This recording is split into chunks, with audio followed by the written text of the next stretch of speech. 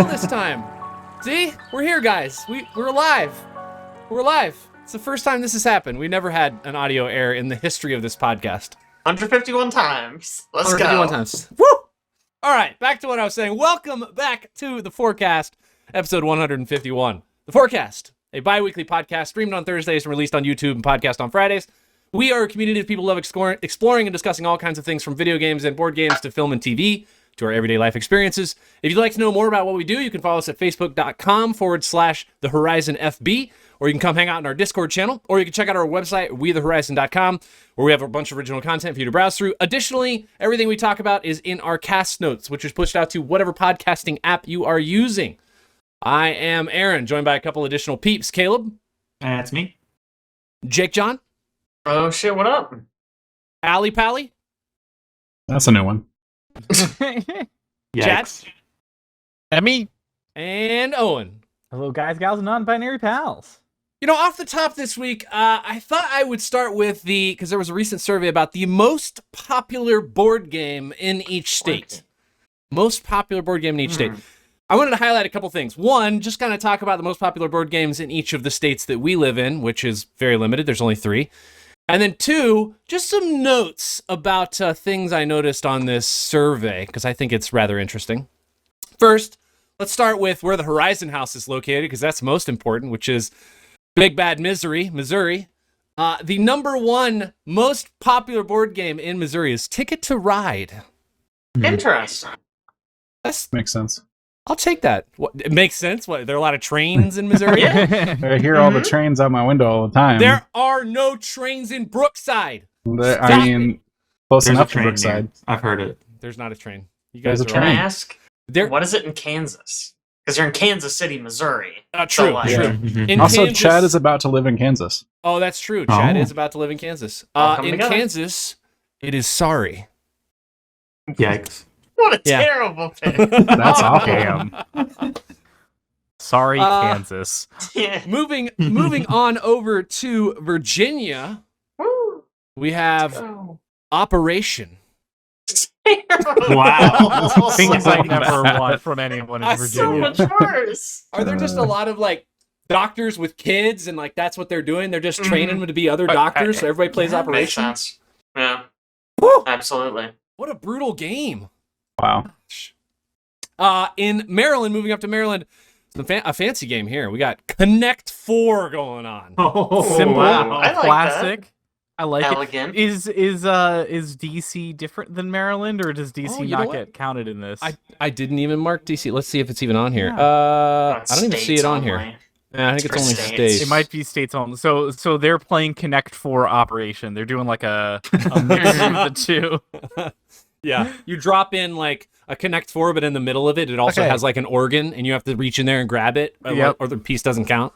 Speaking of that, I have a genuine question. Yeah. When signing up for stuff, what does DC usually put when they have to fill in their address? DC. DC. Okay, but like if there's just a drop down for states. District you of leave Columbia? Yeah, there's District of Columbia, or you leave the state part blank. Okay, so If usually there's drop downs nothing there. have DC there. Mm-hmm. Yeah, usually they're there. All right, got it. Okay, so other things to note from this list, I wanted to highlight a few things. One, there are 3 states, Maine, Oregon, and Vermont, whose most popular board game is Wingspan. Wow. Okay. Yeah. What is That's- Wingspan? Wingspan is a very popular game right now. It's like a It's bird actually like a game. board That's game, so I board heard. game. Not like Very popular in Monopoly or Vermont. Sorry or, Yeah. you know. So those 3 states have Wingspan. Rhode Island, interestingly enough, Bananagrams, most played game in Rhode Island. Ooh. Most popular game. Anagrams is sick. It's Sick. getting good games. Yeah, I was Sick. gonna say we seem to have hit a lot of the classic games from the states that we're from. What Right? other states have like some of the more modern and quirkier Right. options? Speaking of quirkier, let's move on up to Montana real quick, where the most popular board game in Montana is called Redneck Life.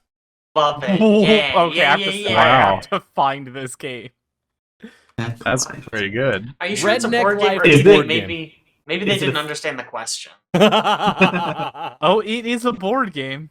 Is it a themed life? My Is it like the Game of favorite, Life, but That's a good redneck question. version? I think it is, but my favorite is if you Google it and you just look at like the first thing, the Amazon description. It says, "Step into the world of redneck life with quote the game of redneck life end quote, where a roll of 2 dice determines the grade you complete in school." Wow. Yikes. This is a brutal game, guys.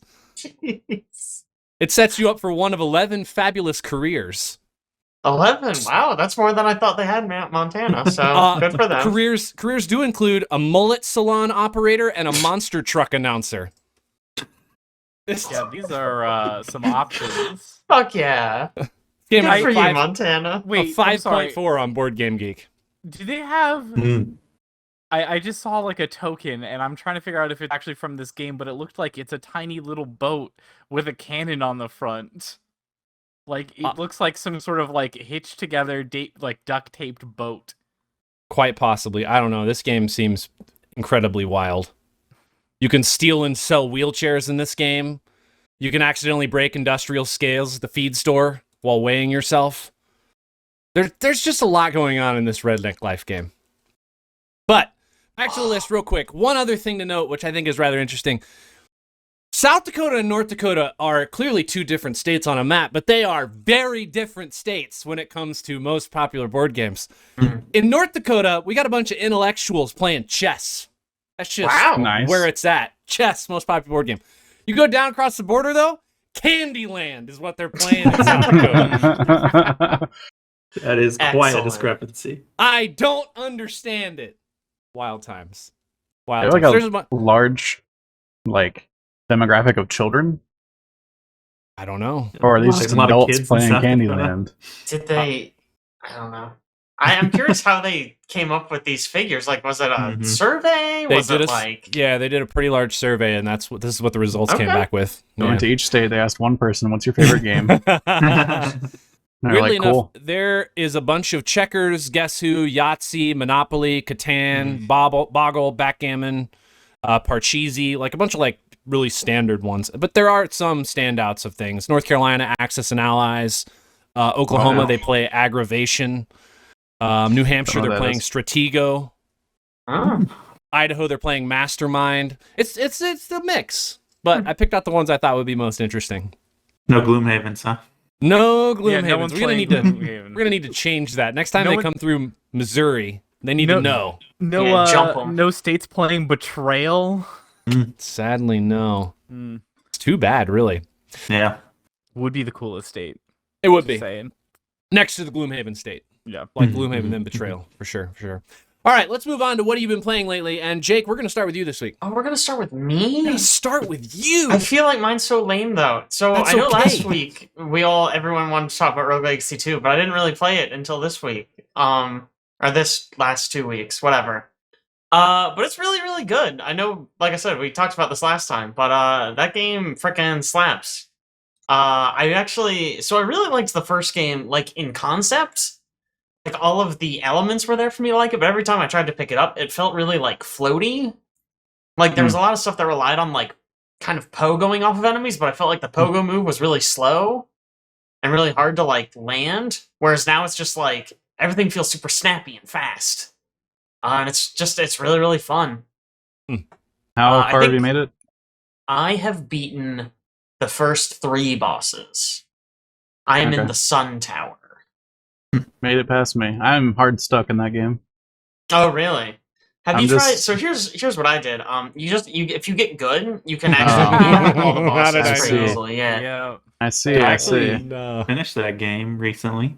Did you? Yeah. Beat the final boss. It looks like there's a lot of secret stuff to do afterwards. I haven't done that yet. So we'll see if I decide to go back and do that stuff. I feel like the last like 15 runs I've done have been like inconsequential, Mm. and it's really dragging me down on wanting to play it. Poor guy.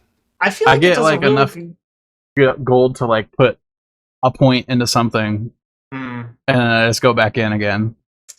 So what I've been doing, not to derail this a little bit, but the second section that's just kind of a long line. Yeah. It gives you like 25% extra gold whenever you pick one up. So what I've been doing lately is I just run through that first, and then go to wherever I'm trying to get through.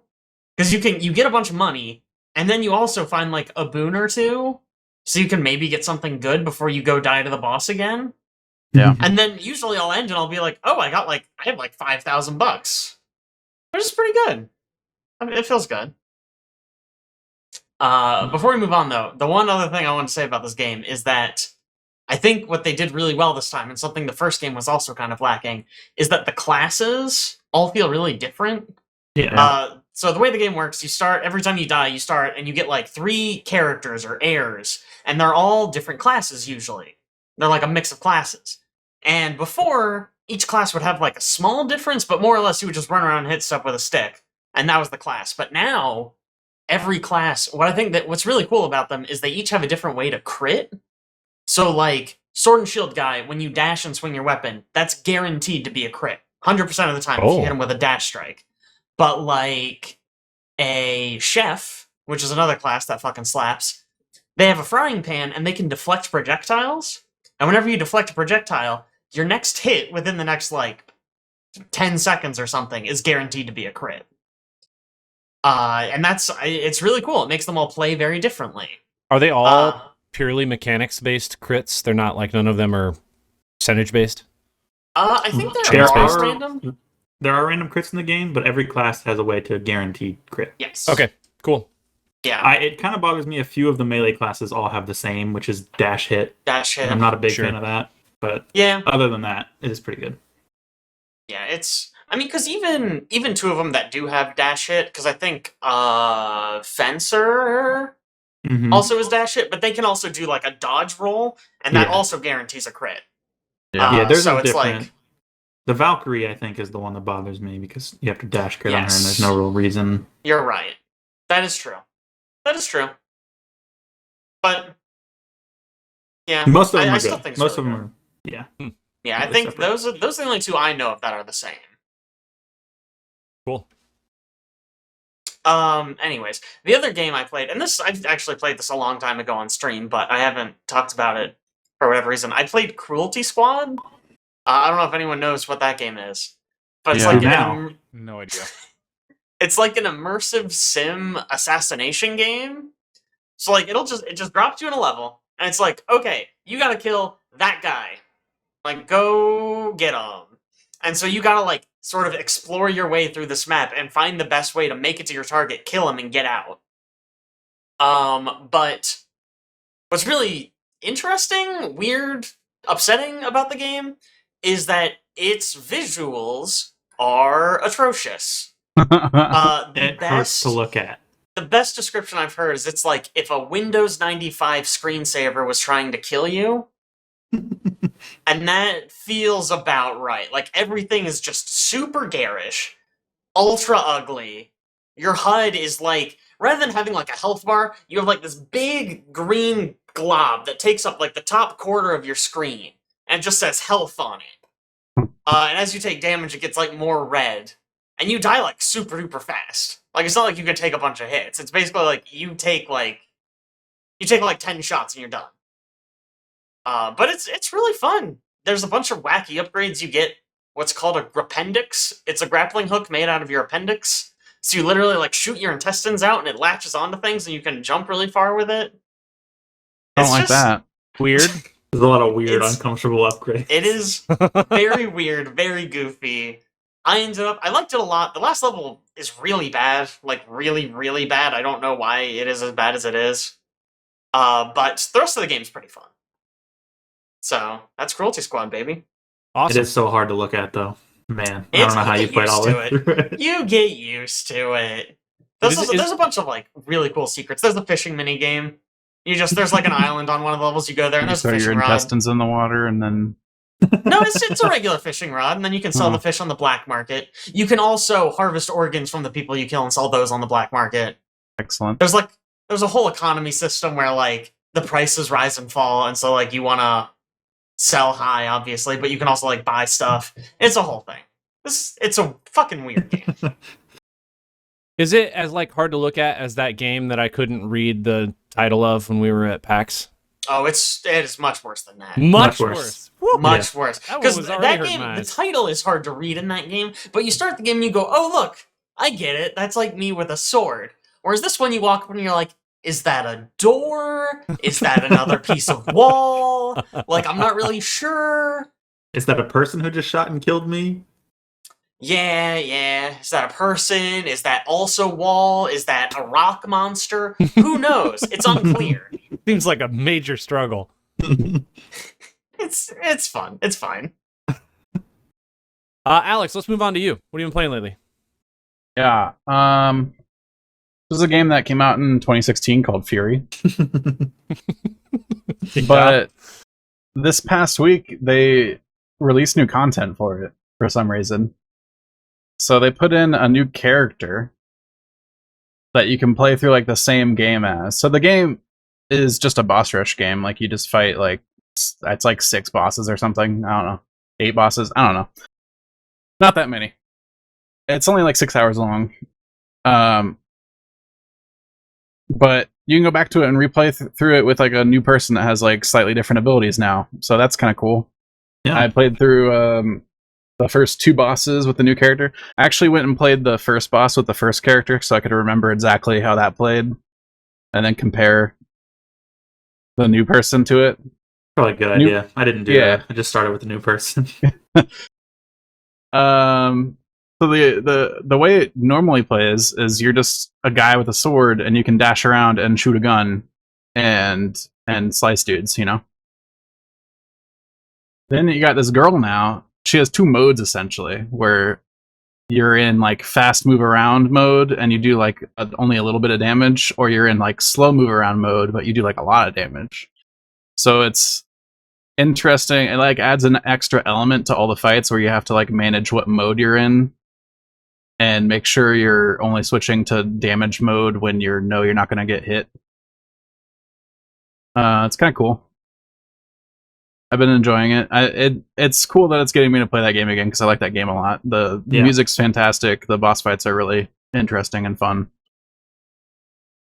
I can hear the rumbling sometimes from the basement. You playing that game? I'm pretty certain that's what it is. No, you're playing on your speakers. Yeah. Yeah. Oh yeah. What Alex is doing? 2 floors up. And fantastic soundtrack. Yeah, Really I good. think it's Toxic Avenger is the artist that made the soundtrack for it. It's great. Caleb, let's move on. What have you been playing lately? I played this game recently called Strange Horticulture. Just came out recently. It is you inherit a plant shop from your uncle, along with a guide about plants, and you gotta like identify these plants in your shop, and then you give them to people who come in and ask for specific plants. And then as people come in and talk to you, they keep telling you these various stories about why they need the plants and stuff, and it leads into this whole long storyline. And some of the people who come in, when they ask you for a plant, you can like choose the one they want or the one that's the opposite, has the opposite effect. So you can sort of change how the story plays out. And it's really fun, really relaxing, really chill. Music's really good. It's constantly raining in the background, which just makes it, adds more to that chill vibe. I had a lot of fun with it. It's got like 8 endings, I think. Quite a few for small changes. Pretty good. Cool. If you're looking for something chill, it's great. I've been into the chill games apparently because I started playing Cardo also. I mean, you paid like 160 hours of Elden Ring, and then you were like, all right, I need to take a break. Pretty much. I mean, you finished it, yes? Strange Horticulture or Elden Ring? Elden Ring, yes. Okay. Got confused. Yeah, I finished meant Elden Ring. Did need some relaxing games for a bit, apparently. Yeah. But I started playing Cardo, which is another relaxing one where you play as this little, I feel like they're like 10 years old or something, little girl running around with a map, and she finds these different pieces of the map, and she can move and rotate pieces of a map on a grid and change the literal world that she's walking around in, and use a lot of it to solve puzzles. Well, they'll be like, it's in between the 4 rocks, so you got to position the map in such a way that there's an empty spot in between all the 4 rocks, and it creates a new land piece for you to solve your puzzle, find the new way forward. It's pretty good. It's got like quite a few little biomes that you go into that have different rules for how you can orient the map and move it around and stuff. Pretty fun little puzzle game. And then the last one I played is a game kind of like Papers, Please. If you're into Papers, Please, you might like it. It's called Mind Scanners. You play as a mind scanner who they go around scanning the populace for mental diseases, essentially. And then they have a device that they can hook up with a whole bunch of different gadgets they can try to use to cure the mental diseases. And it's a very dystopian society, and the government's trying to get you to scan and cure very specific people sometimes. And so you got to kind of play with who's really ill and actually needs help, who doesn't. And the government just wants you to brainwash them. Aren't you kind of incentivized in Papers, Please to kind of like prioritize, like based on like an objective or something? Like where you're like being picky about specifically groups of people. I know. Well, in Papers, Please, if you get it wrong, they like dock your pay, right? Yeah. Okay. It happens in I this think as well. Papers, Very Please similar. is like intentionally boring. It's like on purpose. Like you're supposed to just follow the letter of the law and like only let people through that have all the correct documentation. But also on top of that, they'll have like, if you turn me away, like my life is over sort of situation, but you're like, sorry, you didn't have the right signature. And you're like, goodbye. Heartless. It's just a game that was actually published by Homeland Security so that people don't get mad at the officers when they enter, back into the States. Yeah. This one does have a timed mechanic, though. When you're trying to cure somebody, the time is constantly ticking down. And you got to do it as fast as possible because every day, at the end of the day, you have to pay your maintenance costs. And you only get paid when you cure people. So you got to constantly keep up with the curing. And it's kind of a race. I've been having fun with it. I haven't beaten it quite yet. What happens if you cure just some Randy, like Steve walking down the street? You're like, yeah, cure. Yeah, so I have cured someone who apparently the game said didn't need cured. And it was some artist who seemed a little insane. But apparently after I cured him, he just had no passion and he got fired from his play. Nice. So, yeah. That's I not got docked. just- I got You got docked doxxed for that? That's not Yeah. fair. That's unfair. You didn't do anything wrong. Cured him all right. Yeah. And there was like an old lady that I didn't cure. And I think she died Well, she was old, though. on the way Oh, to wow. somewhere that she wanted to go to. Well, what? He was going to Yeesh. cure her of being old? That's not your fault. Man, brutal. Yeah. I But thought you were there's playing- a clear storyline going on in the background. It seems pretty cool. I thought you were playing relaxing games. This doesn't seem relaxing. This seems this stressful. one's not as relaxing Okay, all right. with the timing mechanics and with the people might die if you do the wrong thing. Yeah. Yeah. Yikes. Zoinks, Scoob. Chad, let's move on to you. What have you been playing lately? Yo, okay, so I've been playing one game in particular, pretty much like every Nonstop? day. Oh, yeah. Yeah, Mhm. nonstop. Vampire the Masquerade Blood Hunt, which, Mhm. if you guys have been longtime listeners of the cast, you know that back in the beta, I absolutely hated this game. And then for some reason, something clicked with it, and it actually, like, to me, became a phenomenal game. And I really enjoy the fast-paced nature of it. And it's basically, the way I could describe it is vampire third-person hyperscape. That's about what it is. Man, I A feel like lot of... What's up?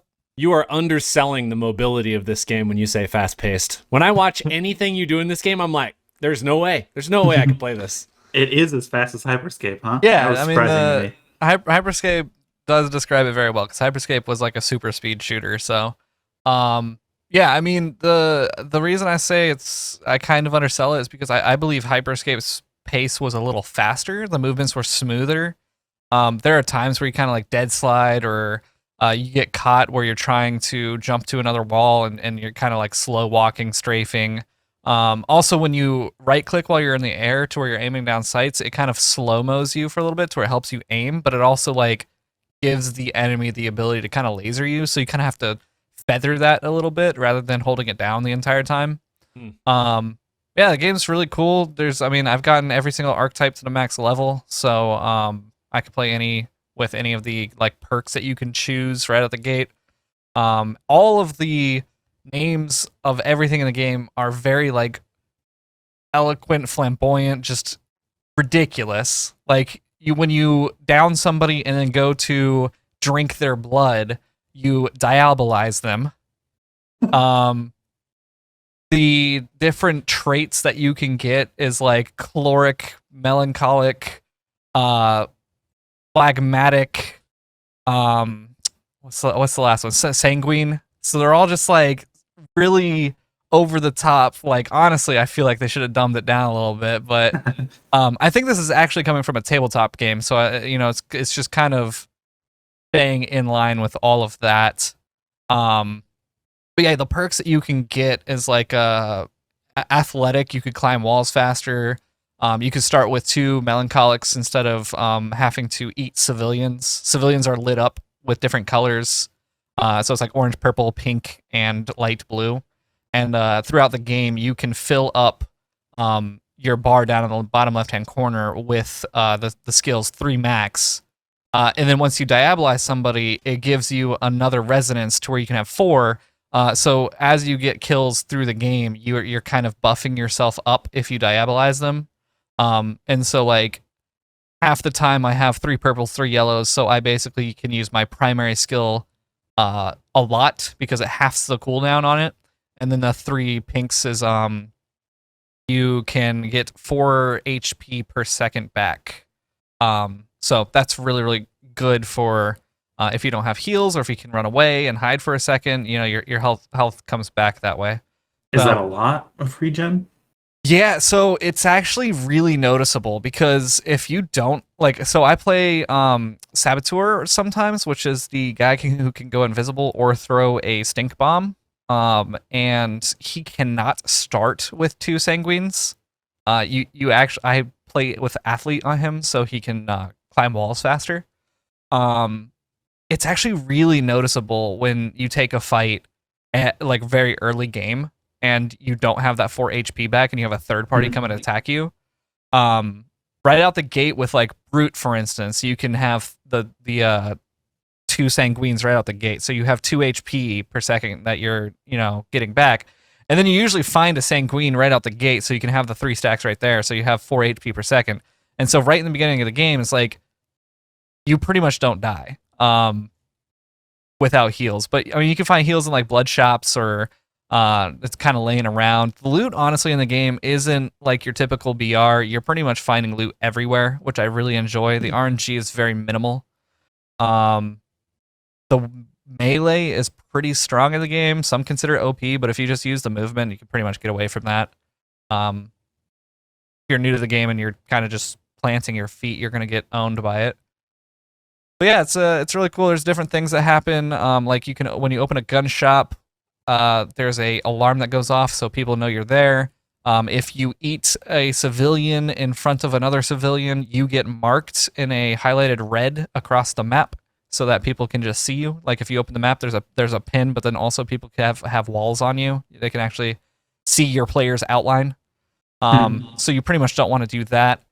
Sometimes in fights, when you're shooting at people, a bullet will go stray and smack a civilian in the head, and then you're blood hunted that way as well, and so you're once again seen across the map. I've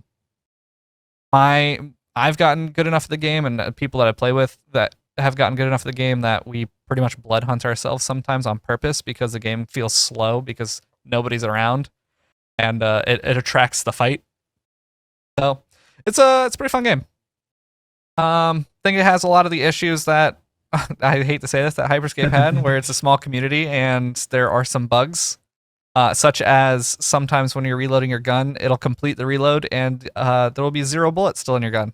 Nice. That's always There's fun. sometimes when you're Good picking designs. up stuff too fast, you will have 0 bullets left in your like extra ammo, and what you'll have to do is open up your inventory and spam click on the ammo to make it drop and then pick it back up. So stuff like that kind of it breaks the flow of the game. But other than that, like I think it could be successful if the devs stay on top of it rather than what Ubisoft did, where they kind of just left hackers in the game for months at a time and said we're looking at the data to see how to ban them.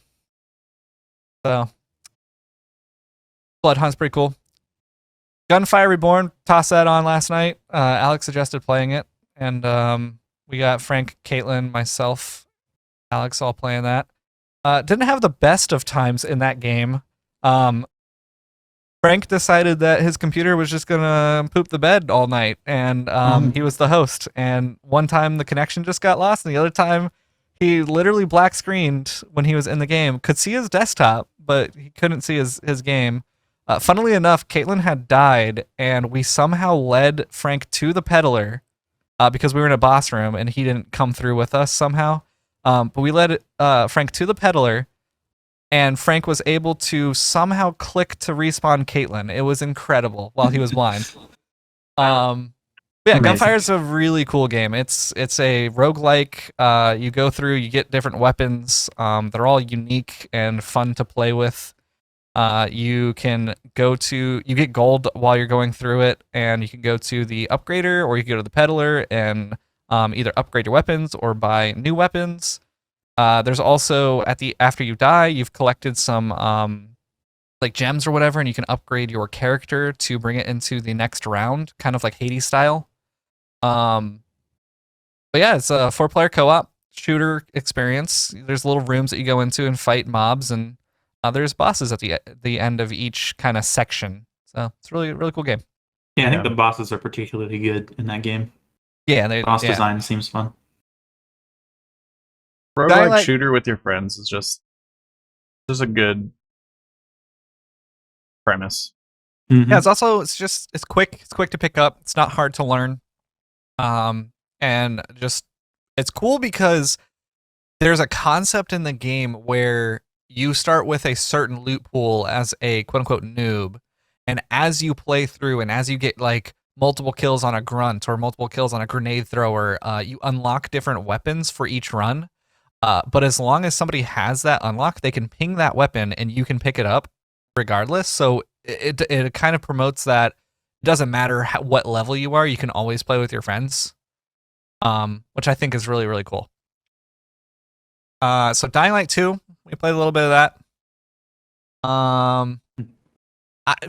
While I was playing it, I don't know why I just had the thought of like, this game doesn't feel as good as it did when I first played it.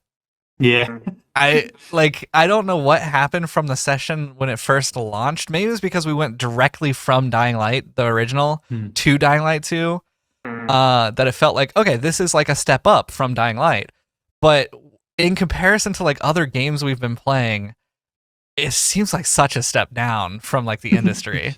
I feel like the chase scene was a major blemish on that too, because you might have gone into playing Dying Light at first, and there weren't like a lot of cutscenes, and if there were, they were just like the entirety of a cutscene. Like you watch the cutscene, you're done, you go back, play Dying Light for a while. But we had a chase scene that I'm gonna guess there were like maybe 7 or 8 cutscenes in the middle of the chase scene. Does that sound about accurate? Yeah. Mm-hmm. And you had to pause to open a door in a cutscene so that you could continue the chase sequence. The cutscenes also weren't like one person got to it and then like boom, the cutscene happened. It was one person got to it, turned around, and waited for the 3 others to get there. And then finally, when all 4 were there, you hit the use key. Then the cutscene happened, and it was just very jarring. Mm. I think the game is just not well designed, and we talked about this when we played it last time. It's not well designed for anything other than solo play. I mean, if you were playing by yourself, you probably don't even need to. I don't know this for a fact, but you probably don't even need to prompt the door to open. It might just be something where you just get there. You still think it's a prompt? Well, it's definitely still a cutscene, which is still ruining your chase sequence. Yeah, still a cutscene, but you also don't have that stupid load-in sequence right after every cutscene when you're just waiting on all the other characters to load, or everybody else is playing with you. Man, it made it awful. I hated it. They did add to where the host can like force teleport your co-op partners to the point. You could always teleport to a person waiting on a objective, but if you didn't want to, you could just like dick around and everybody's waiting for you. Yeah. Now the host can force it. Yeah. Probably a good decision. Yeah, I think so. Yeah, I think I said when we were playing it, it feels very much like they made a game and then they're like, we should put co-op in this, and they just like hit the plus button on like character models that they added, and that's all they did to enable co-op. Like that's the only difference. It's just 4 identical copies of Aiden. That's true, because there's no difference in difficulty as far as I can tell. I mean, we just mow enemies down. There is? Yeah. Is that what it's like when you play solo? You're still mowing enemies down? Well, I remember we played the opening sequence alone, and enemies were way easier to kill than they are with 4 people. Yeah, they just multiplied the health pool basically. Yeah. But it's still like that there's doesn't work, instances though, where there's like a boss, and it's all 4 of us just jump on it immediately and hammer it for like 20 seconds, and then it dies. It gets staggered to death. Well, yeah, it's permanently staggered. That's like the difference between permanently on the ground. We're just all beating it with sticks. It's fun. Just in a circle. It's very funny. Yeah. I do want to point out that I found it hilarious when we were playing that in Dying Light 1, the group had stopped at a certain section that was like minutes before reaching the second part of the city every single time they played it. And then we started playing it this time, and like 2 minutes into us playing, we were already in the second part of the city. I was like, how did this happen? How do we always stop Dying Light right before we enter the new section? Right. Well, and we paused for like a good 2 months or something. And then when we pick it back up, it's like instantly you have a whole bunch of plot points. Things are changing. You're trying to wait, who's that person? Why? What? There's so many things. A lot of sudden revelations. Mm-hmm. It's not like a stellar game, but I have a good time with it. Oh yeah, it's fun still. Yeah, it's fun. The voice acting terrible. The story kind of laughable.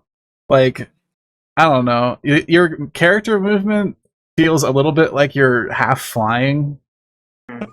It does. But I think it just adds to the hilarious when you can jump off of a tiny little ledge and fling yourself 45 feet just for no reason. It's hilarious and it's you fun. Fling yourself 45 feet and then you wall run, jump off the wall, catch a rope, and fling yourself another 40 feet. It's the wall running. It's a pretty good time. Yeah. Owen, on to you.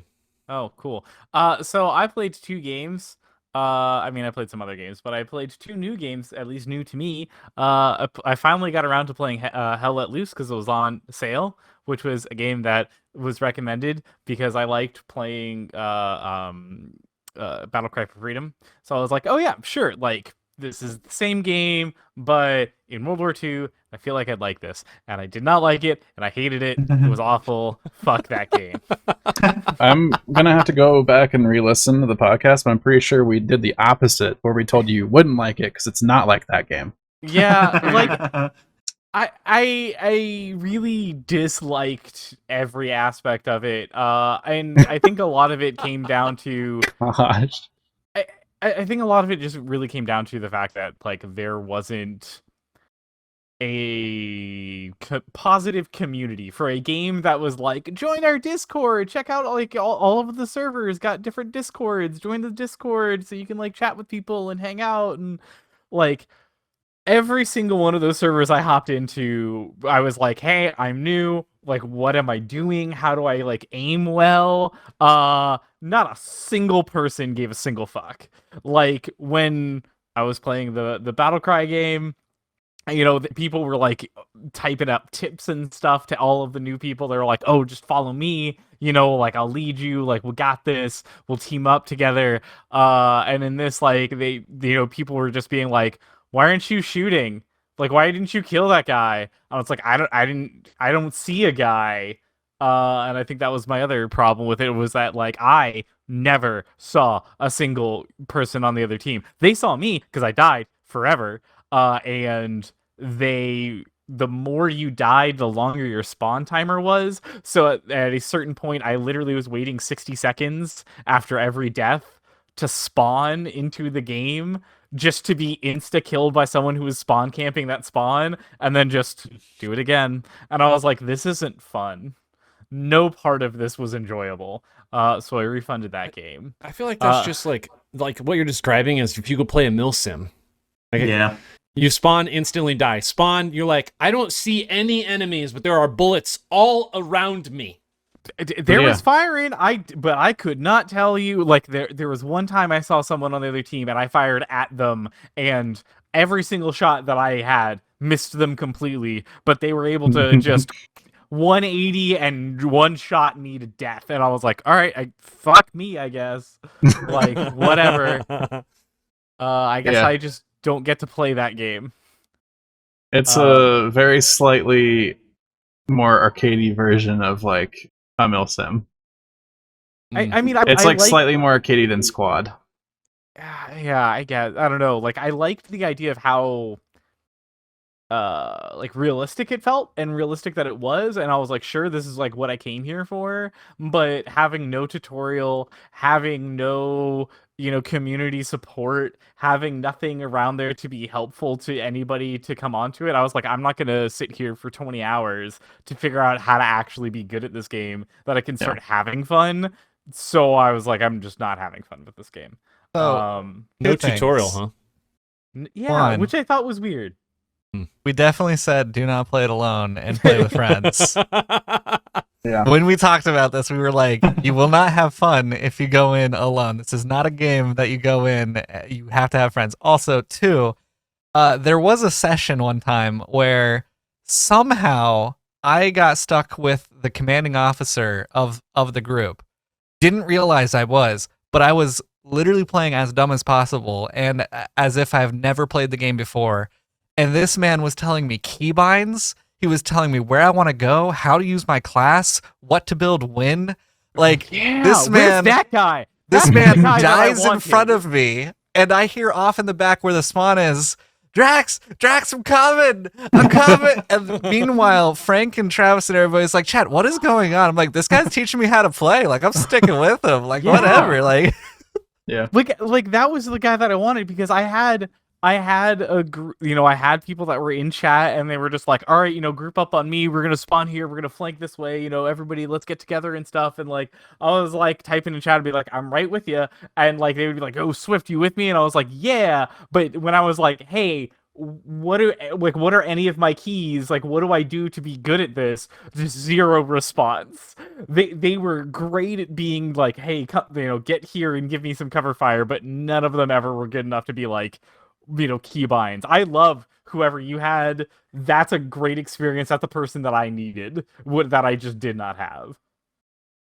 And so I did refund that, and I also refunded the other game that I played, which was Dorfromantique.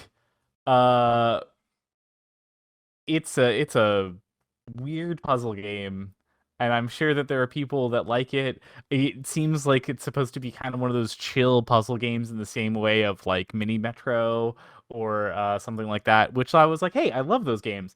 But I didn't feel challenged by the puzzles of just sprawling out the tiles. And I didn't feel like I was creating something of my own, because like the tiles had to fit in specific ways. And you were like, oh yeah, you have to like try to get all of the wheat to connect to all of the wheat stuff. And then like the larger your wheat field is, the you'll eventually get more points and be able to get more cards and things like a windmill, and then you'll have a windmill to put in your wheat field. And I was like, that's fine, but none of this felt fun. I was like messing around with it for a couple hours, and I was like, this seems very pretty. This is very relaxing. Someone loves this game. That someone is not me. Oh, and you know how there's like, you know what a sommelier is? Yeah. You know how like they have like, they're called super tasters because they really like appreciate a lot of things and they can taste a lot of different types of food? Yeah.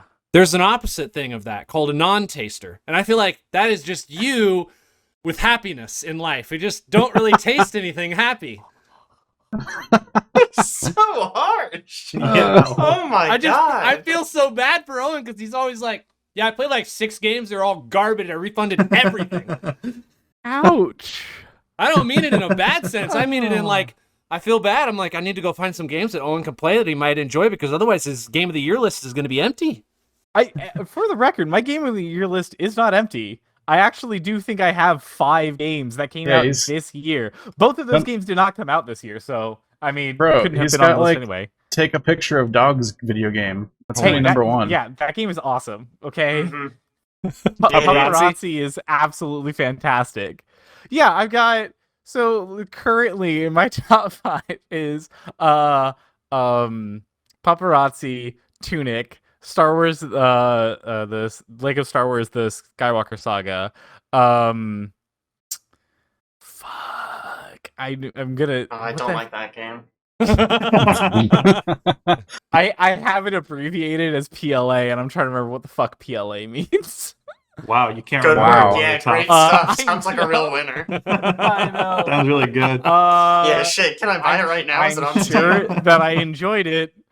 Whatever that was. Really left an Wow. impression, huh? And then I've got Incredible. Dorfram Antique and a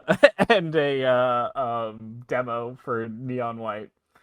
A demo, yeah. Demo. Cool. Yeah, Game it's of the out. year. Yeah. Tunic is unironically like fantastic, so at least you have that on there. I Sometimes I, bet you'd have like- good games for everybody that thinks that I hate everything and have a terrible taste in video It's not even games. that you hate it, because non-tasters, they don't dislike things. Everything is just bland. Hmm. And I feel like when you play games, everything is bland. You know what I mean? Like, It's fine. there's only like a few games here and there that like really like are standout for you.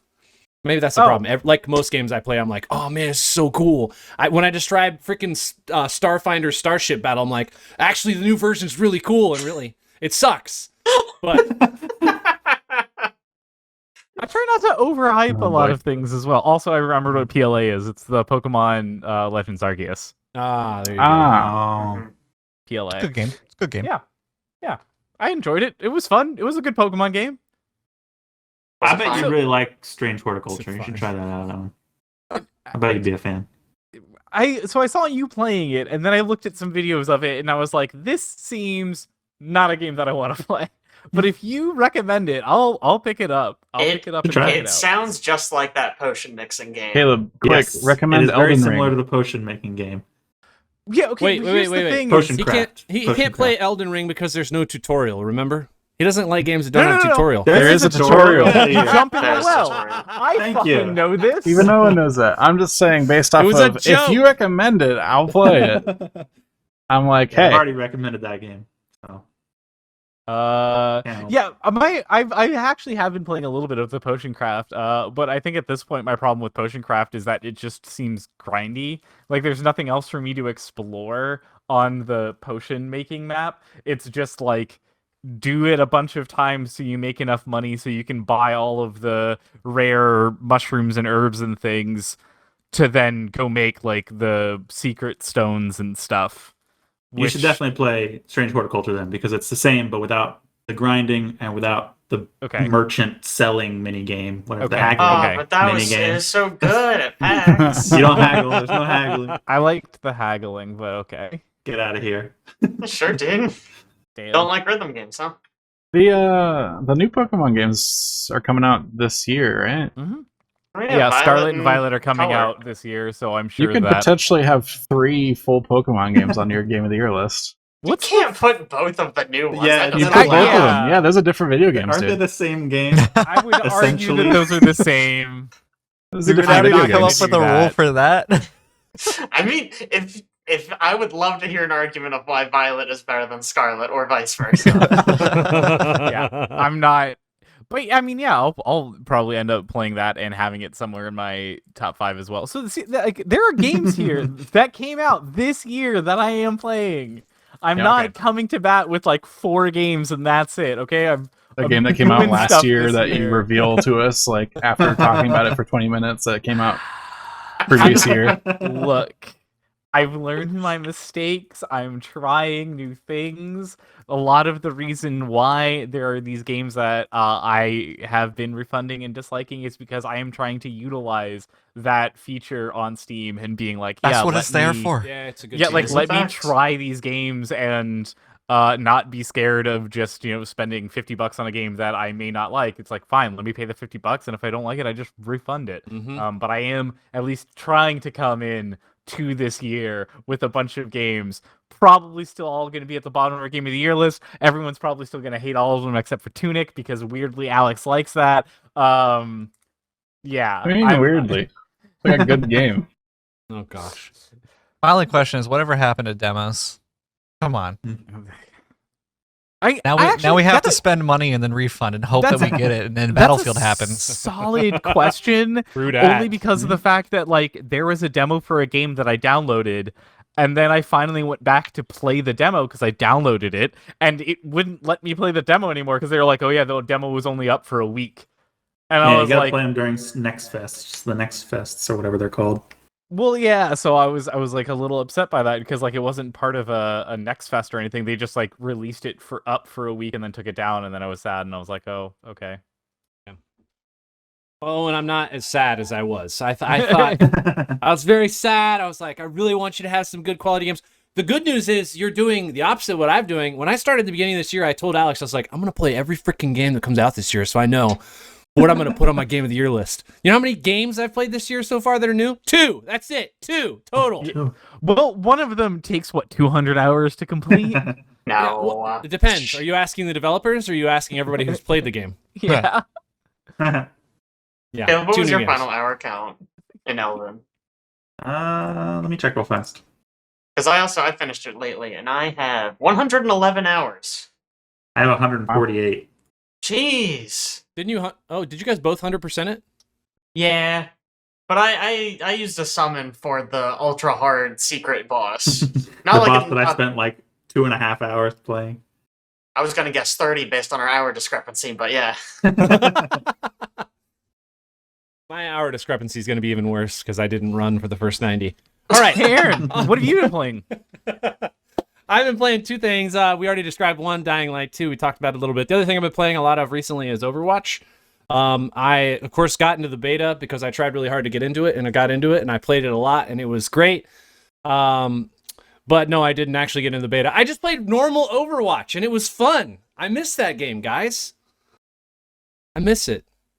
Even though it's allegedly a dead game, is what I've heard from so many people. Imagine if they like kept on releasing content for that game. No, we gotta save last it for the couple of years. sequel that everyone loved. Everyone's really excited about it, right? Mm-hmm. Man. What? We could just transition right to the beta. Yeah, I know that's what I was not gonna our do, usual kind of. order, Unless Chad has a thought about Overwatch. Oh, so I don't have a thought about Overwatch, but I forgot to put down a couple more things because it's been so long since I've been on the cast. Oh yeah, that's right. Because like PAX and stuff like that.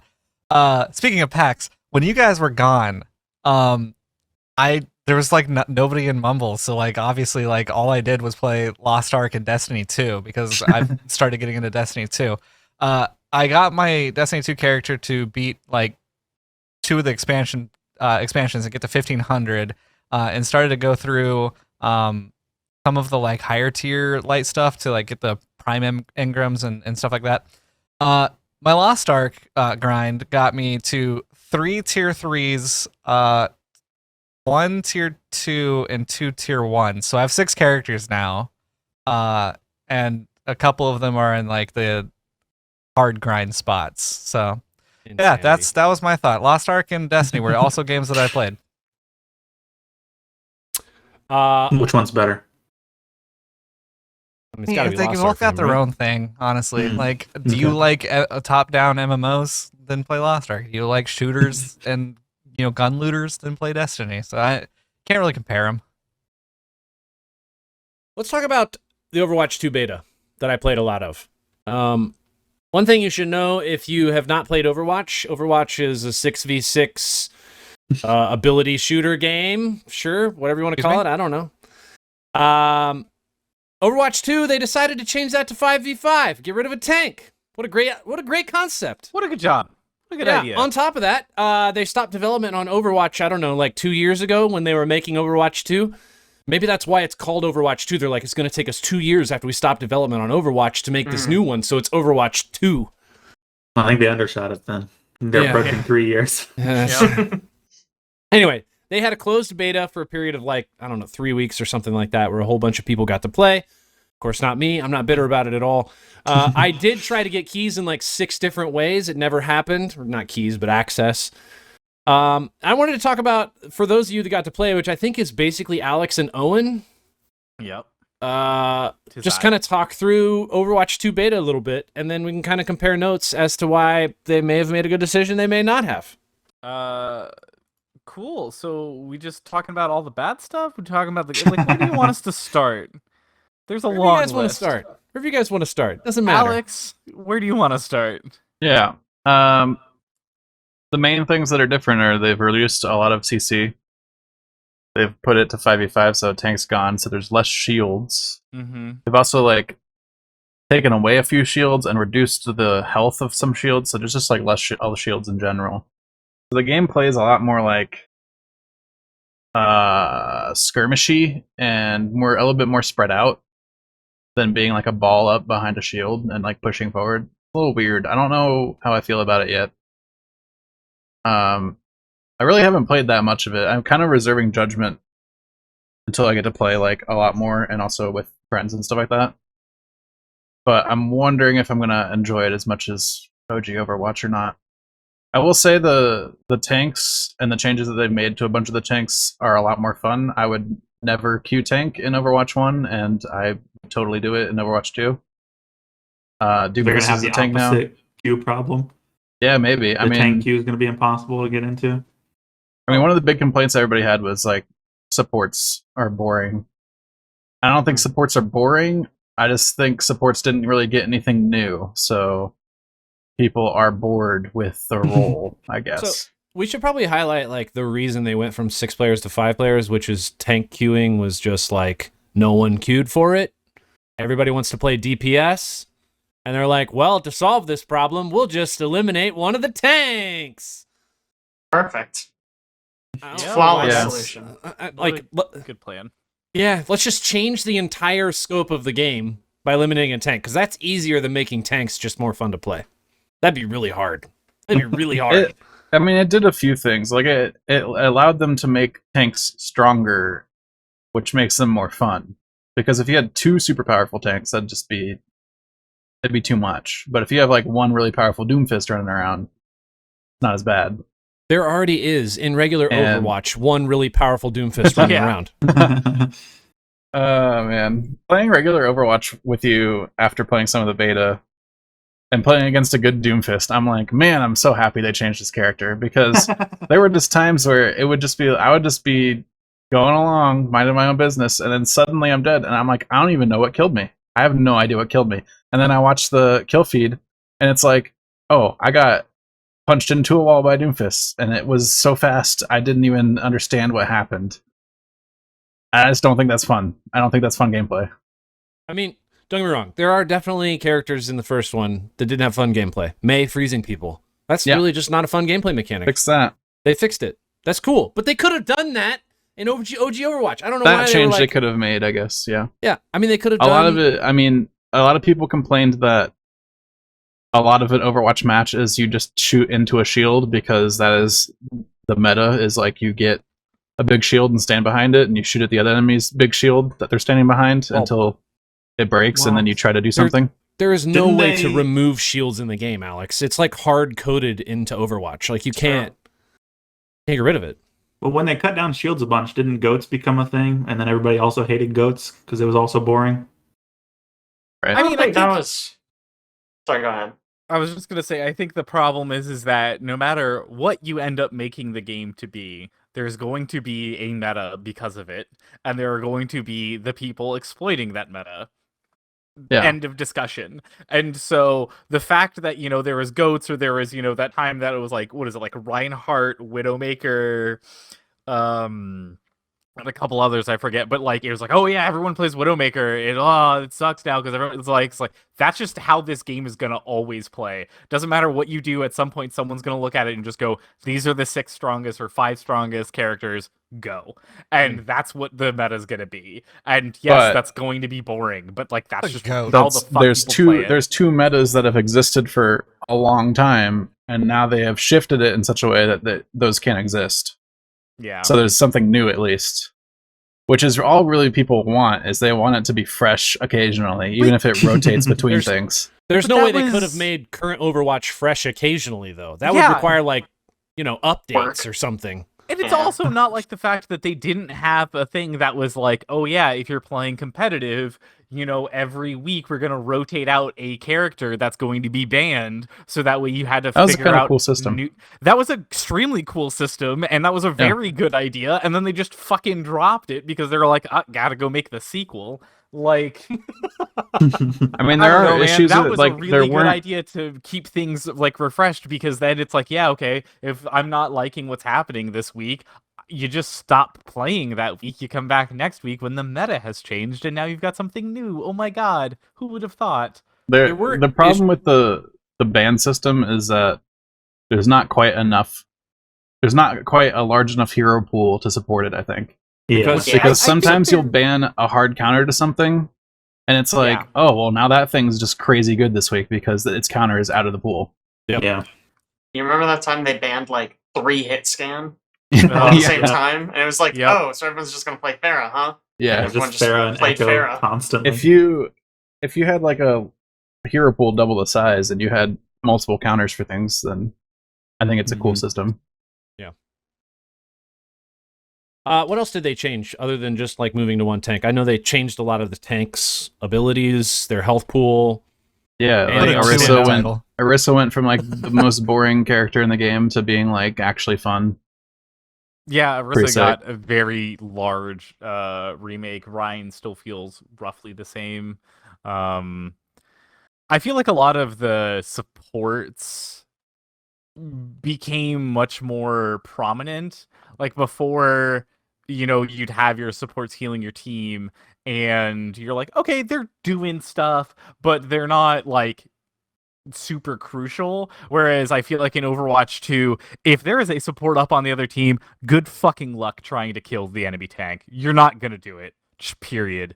Like like every time I tried to fight a tank as a DPS and I was like shooting at their tank or something, if they had a support up, I would not do enough damage to out damage the amount of healing going in to make any difference on that health pool of that character. I was just like, Yeah.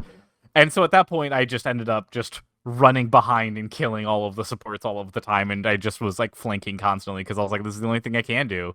This is all that's optional, I Supports guess. do die a lot more now Hmm. because with the lack of shields and the lack of a extra tank to peel for them, people can just kill them so easily. Yeah. I feel like doesn't that probably does make the support loop a little bit more enjoyable though, because not because you're dying more often, but because you have to actually think to play a You support. have to play the game. Yeah, versus just standing there as Mercy and right clicking your Bastion and being like, all right, this is cool. I mean, Like- we got 2 shields. Woo. For instance, Zen has always been like a glass cannon and has been pretty easy to like flank and kill, but it's so bad now they had to do something about it. So they gave him a kick that can like shove people away from him. So that's kind of neat. Is that Also does like double melee his damage. life ever? I doubt it. I don't know. Yeah, it I seems like that's do- not gonna help too much, but it's funny. Yeah. I do really want to It see is a play of fun. the game where Zen kicks multiple people off of an edge, because that'll be cool. Does sound funny. Might happen. I feel like I've heard good things about the level design, the verticality in levels. The new maps seem cool. Yeah. I love They removed, the new 2CP? maps. I love Hmm. the soundtrack for the new maps because they all have like their own thing going on and they all sound fucking awesome, and I love that for them. Like The it new just mode is sounds cool. really good. Push. Yeah. Bush. It's like a tug of war kind of. They Oh, took out can Zen's 2CP. kick move the robot? No. Damn They took out 2CP, so you'll never have to deal with Anubis or Paris ever again. I mean, thank God. I think just watching Overwatch League, again, trying to get keys, but I was watching Overwatch League. The amount of small skirmishes, like you were talking about, Alex, they're happening all over the map. I never Yep. really felt like everybody was grouped together unless there was like specifically a point capture somewhere or a team wipe, and then people would kind of group up and maneuver to the next part of the map. But other than that, it was very much like people on the edges, a few people in the middle, and just a lot of mobility up and down to left and right. It seemed faster paced and not as bunched up, not as balled up, I guess. not So- great for me as a player that's Yeah. like more about positioning and like teamwork and less about mechanics Mhm. and like I one-on-ones. think it's very weird to go from, hey, we've like basically trained you to constantly be thinking about group up with your team, group up with your team, group up with your team, and now, do whatever. I mean, guess you could group up with them if you wanted to. Like, it just seems such like a difference of a game of like, this used to be very fun because you'd have to like work together, and now they're like, you don't really have to work that too much together. That seemed like effort that you guys didn't want to do, so we made the game different. So Yeah, hard to make games I'm- good these days. So Yeah. hard. I'm curious how it all like shakes out. Like, I'm sure there'll be like Owen was saying, a meta that forms, and what is that going to look like? Is it going to look like everybody's individually spread out across the map, or is it actually going to resemble something like original Overwatch at some point? I don't know. Also, hit scan's like super good now because there's nothing to block bullets. Mm-hmm. So soldiers just destroying everybody. Widow, there's nothing to stop a Widow from headshotting everybody if there's Let's a good Widow on the team. go. Yeah. Sign me up. We should probably mention like a small plus, but they did redesign change the sound design for all the weapons and Oh, it's so good. animations in this game, or in version 2. It seems nice. I don't know that it's like, wow, this makes the game so much better. I'm so glad they did a sequel, but It makes the feel better, right? It makes the weapons Sure. feel different just That's because what they made it sound go different. from 1.1 to 1.2 so far. Yeah.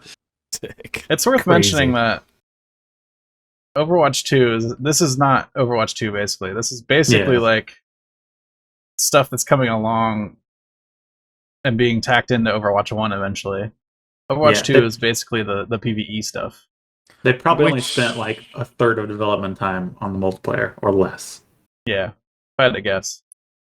It feels like they probably should have been more clear with that, because saying, hey, here's the Overwatch 2 beta, and it's basically Overwatch Just 1 the again. multiplayer. Yeah. Yeah, it makes people go, what the I've fuck? seen This a- is garbage. This I've Yeah, is seen a they lot got of nothing. confusion around it. It's like I don't understand. How is this Overwatch 2? It's like, well, you know.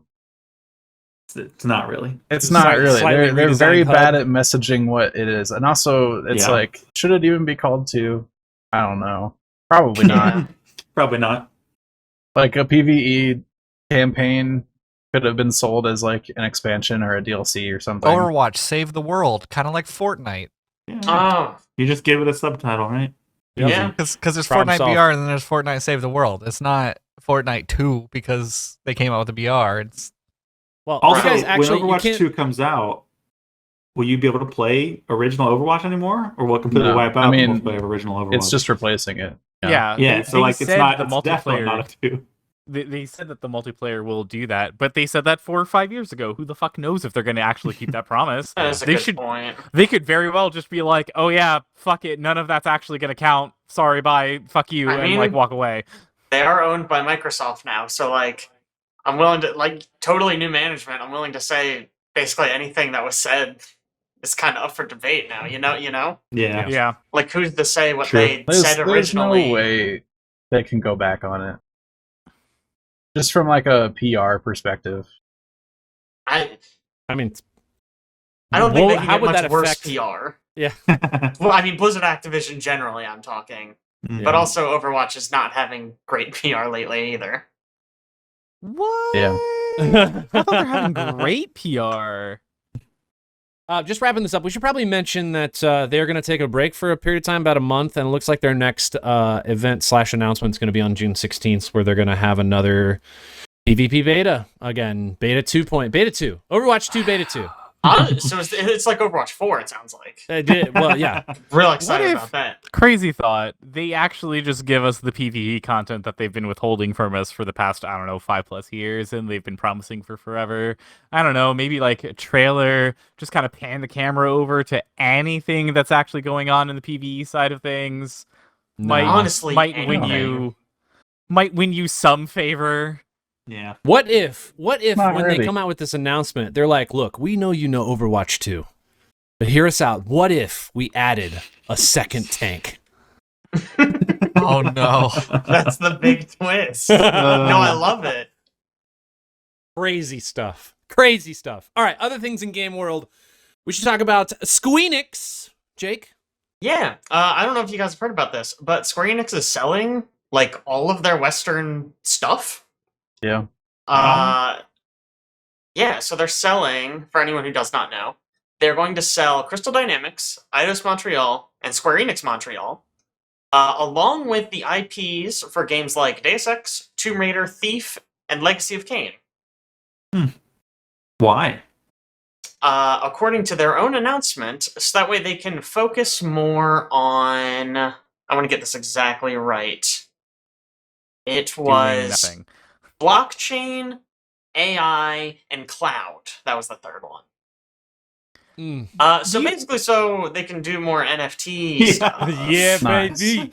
So that's going to go really well for them, I think. Mhm, for Especially sure. since right when they signed this deal, the NFT market crashed. Yeah. It's down 92% since last September. So, I think it'll pay off in Why- the long run. Why couldn't they do Why? that while still owning the Western studios? Honestly, I don't know. They also They need sold the it money for... to build the NFTs out. Yeah, you gotta buy NFTs. What do you to sell mean build the NFTs. NFT? What are you talking about? Also, dude, okay, they sold all that stuff for $300 million, which is like that's a lot of money. But like this same company that bought them, I believe they bought 3D Realms. No, not 3D Realms. Gearbox for like $1 billion. So like, Gearbox is owned by somebody? yeah, Huh. Embracer Group. Everybody owns Weird. somebody, Alex. Yeah, Everybody's it's owned. crazy. All the way up the line, you eventually get to some hedge fund that owns it. It's called Tencent, right? It's just Yeah. Tencent. I mean, now. Tencent owns, like, Everybody's the Tencent. video game industry. Excuse me. Gearbox was bought for $1.3 billion, and the Wow. list of great games Gearbox has is Borderlands. That was the list. That was all of them. Awesome. Yeah, they're publishing Meanwhile- smaller stuff now from That's indie right. devs. I mean, That's right. sure, but like, I feel like Tomb Raider alone is worth about that. Man, you Deus th- Ex has been kind of lately, but like, that's a big name. It's a big IP. I remember the last Tomb Raider came out, and it sold like pretty well. And then Square Enix issued a thing that was like, "We were disappointed in the sales of this game," and Yeah. everybody was like, "Why? What are you talking They did the about?" same thing with Guardians of the Galaxy. It got reviewed really well. I don't actually know how well it sold. I don't have any details on that. But they again were like, "Oh, didn't meet our expectations." Like, what did Didn't you meet our expect? We expected Guardians of the Galaxy to be the biggest game in the world. According to Wikipedia, it was the second best-selling boxed game in UK when it released. That's Guardians of the Galaxy 2. Only behind FIFA. Sounds So, about like, right. Of course. I mean, of course, it was behind FIFA. But, like, it's not like it sold poorly. It reviewed well. I think most of us have bought... Well, some of us have bought it.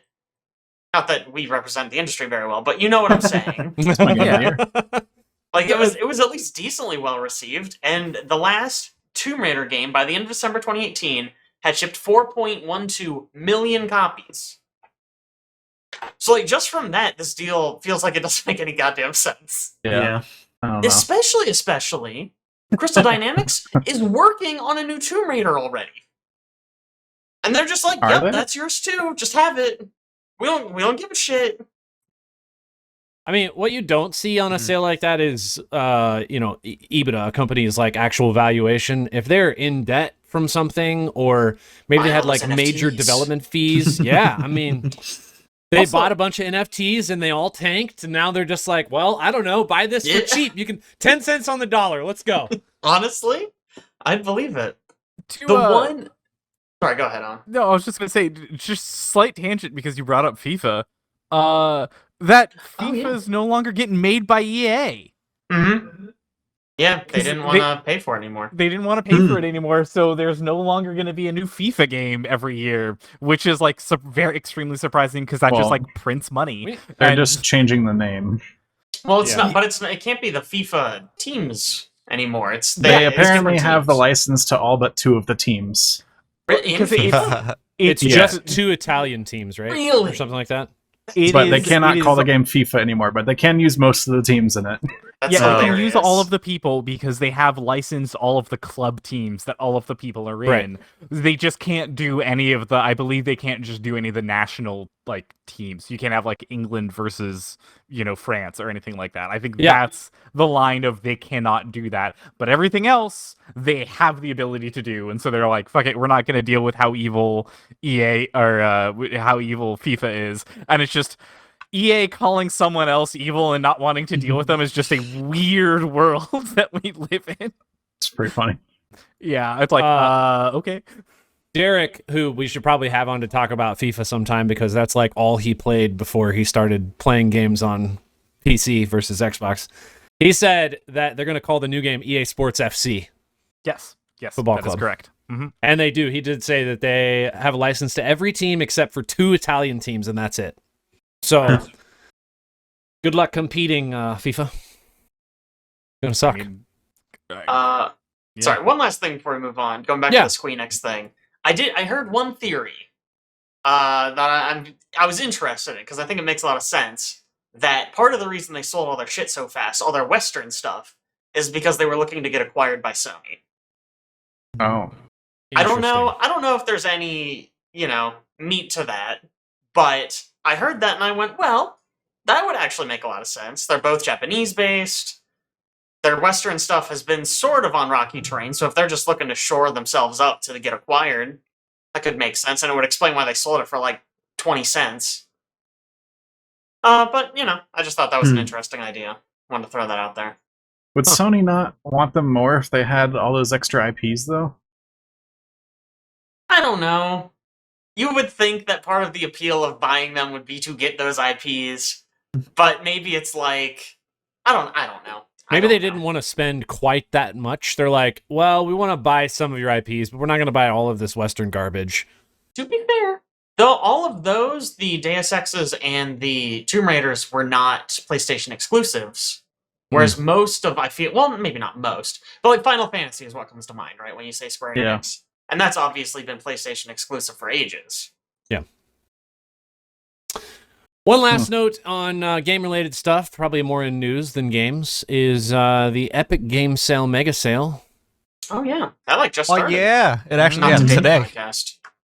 It started May 19th. It'll go on to June 16th. And I wanted to point out that the free from now till May 26th, Borderlands 3 is actually free on Epic. Go pick that bad boy up. It's a good game. In the sale, though, I saw that Cyberpunk 2077, which has had incredible updates, is only $30. So honestly, if you have had reservations on picking that game up, I thought it was great, even with the bugs. So Yes, probably pick it up now. Off. Might be And I was time for me gonna to play say, that game. For $30, I'd say worth it. I'd say Well, that's a very good deal for $30. What's also cool is they give you a free 25% off coupon for anything you buy over $15.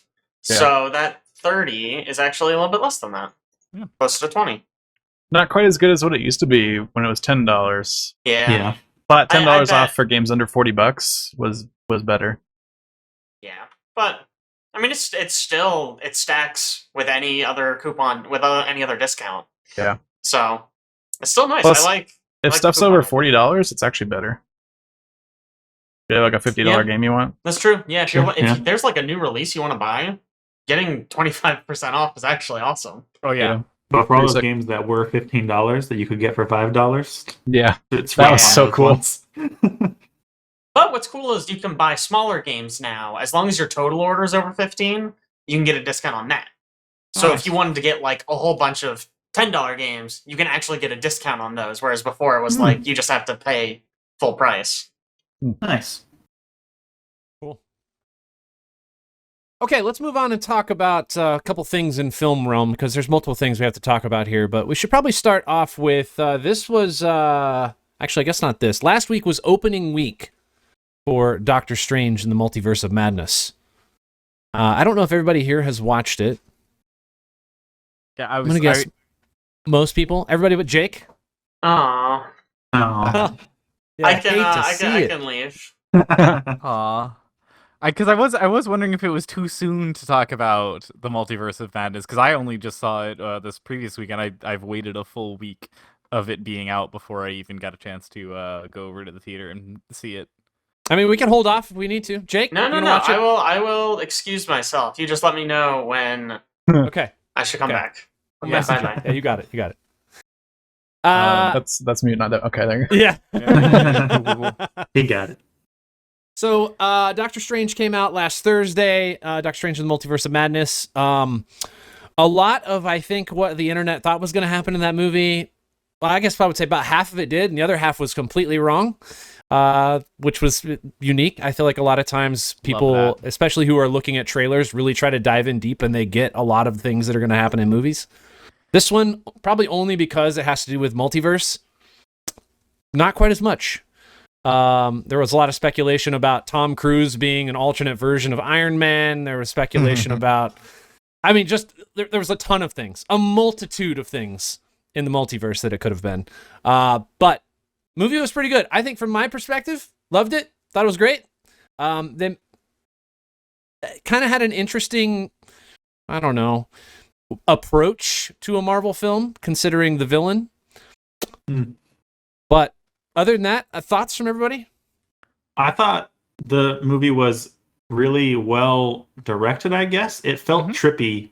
The whole movie felt trippy and weird, which I think is really good for that movie specifically.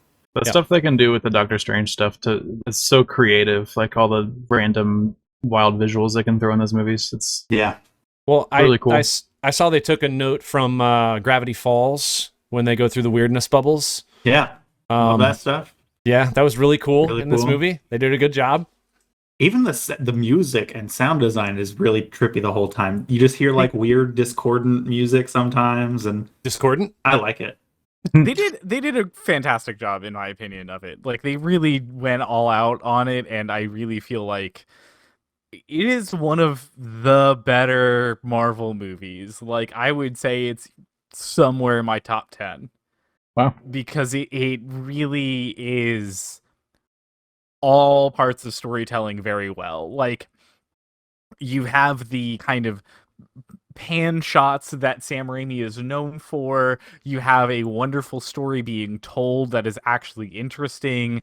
I love it kept the kind of Doctor Strange style ending where you're not just punching someone enough to win the fight. There's something else that you have to do to, outsmart them or outwit the villain at the end, which I thought was very well done. So I think story-wise it was good. As Caleb was saying, there's an entire scene where they fight with music notes, and it sounds awesome. Cool. Yeah, it sounds really so fucking good while they're doing it, and I was just, like, if you don't notice music normally, you notice music here because they're literally fighting with it. And I was like, wow, this is actually Danny Elfman did a good job with that. Like, that was well done. When that scene started, all I could think about was the similar scene in Scott Pilgrim where they're the base battle. That's like all I could think of when it started, which is a good thing to think of. To go off of Caleb's direction stuff, Sam Raimi, I think, he brings like a little bit of his horror chops also in this movie, which we haven't seen really in Marvel, which I think was really cool. Like the zombie Strange stuff, and like some of the stuff with like some of the kills that Scarlet Witch has, just gruesome. Not really things that you see in Marvel usually. It was kind of like they took some notes from some things like Invincible or The Boys. And they were like, all right, let's put this in here, but let's tone it down a little bit. A lot. Tone it down a lot. Yeah. But the scene with, what's his face, who makes the noise with his mouth? What's he called? Black Bolt. Black Bolt. Black Bolt. Where Black Bolt's in it, and I freaked out about that. I was so happy to see him again. I was like, holy shit, it's him. Yeah, his death scene was crazy. That whole fight with that whole sequence, Illuminati, was really cool. Oh yeah, they did a very good job with that entire thing, and I was like, yep, this is beyond what I was expecting, and I was very happy with the results of it all. I laughed out loud when they said Illuminati. So. Yeah, I did too. I do want to ask for a little bit of input from Chad because I know his perspective is a little different, and I actually really appreciate some of the things he said about it. Yeah, mine is very different from you all. And I need to start by saying two things. One, I did hear a rumor that this movie was supposed to come out before Spider-Man.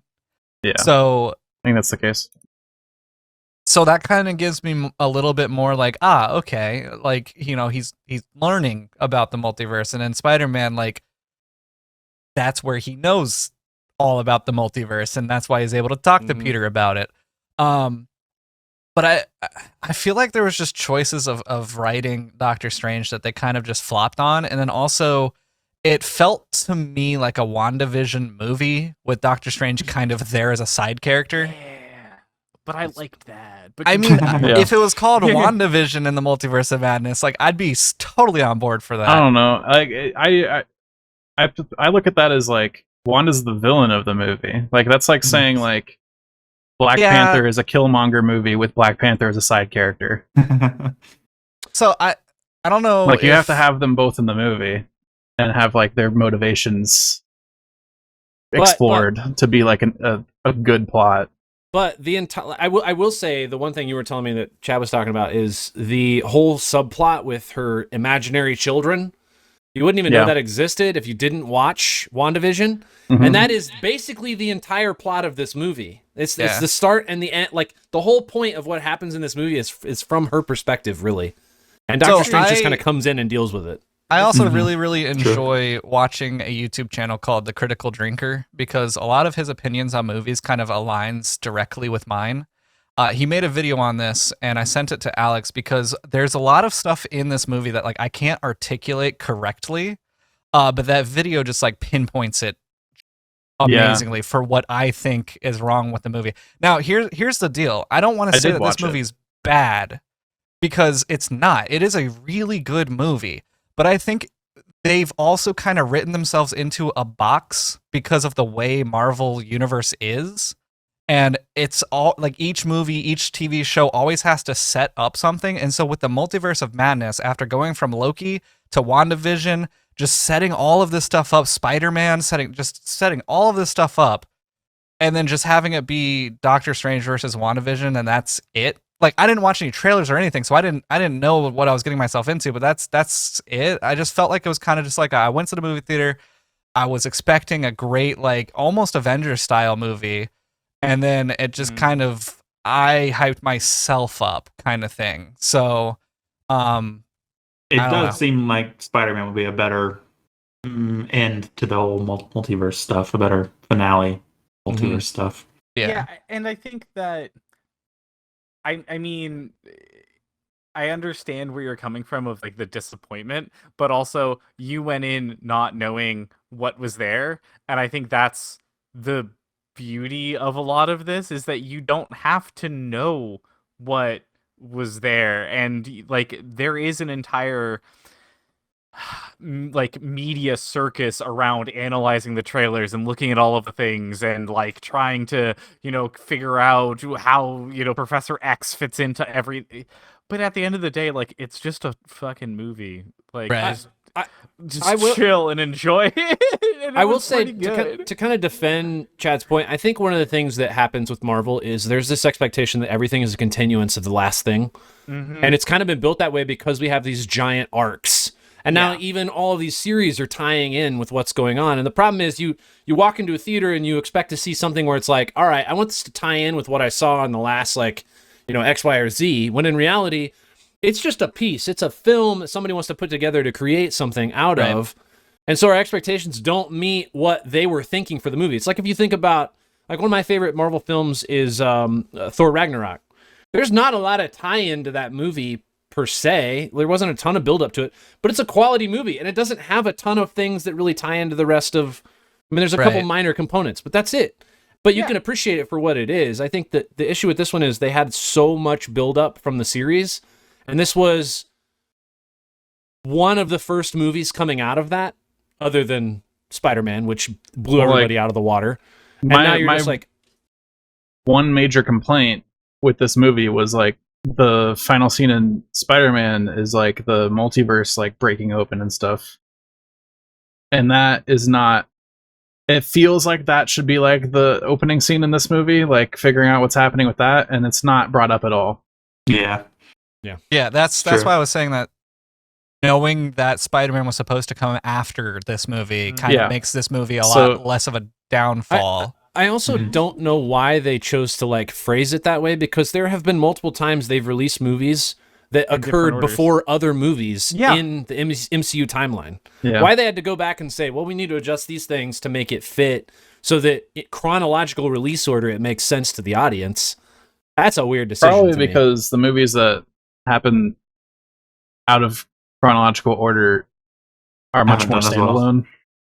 Oh. Are much more standalone. Like You're saying you they're can, trying like too Black hard to Widow. tie these things together? No, I'm saying like they had a plan for these two movies to link together, Oh, I see what you're saying. and then when they were forced to put them out of order, they had That's to do what- something to rewrite to make it make sense, because otherwise you'd be missing key information. Right, and that's what makes it so difficult to like connect the like, because those dots don't connect as cleanly Right. as they would have if it was in the opposite order. Right. And Yeah. to Alex's point, you know, this is the first Marvel movie that when you're coming at it, you have to have watched something from Disney Plus. Right. This, because before everything else was, you know, at least somewhat separate, or they at least explained it enough that you didn't have to worry about it. Whereas this is, you know, as Chad said, this is WandaVision 2.0. This is the WandaVision movie. So if you didn't watch WandaVision, which I watched all of it before going to see the movie, so it was like fresh in my mind, over like the past week or so, I've been watching through that, and kind of was like, oh yeah, this really is, and I remember all these characters and what's going on with Wanda. But like, Yep. if you don't do that, you're right. You know, you're definitely at a loss there if you haven't watched it. And I also think that, you know, to the other point that Chad was making of Disney's properties serve the purpose of advertising for the rest of Disney's properties.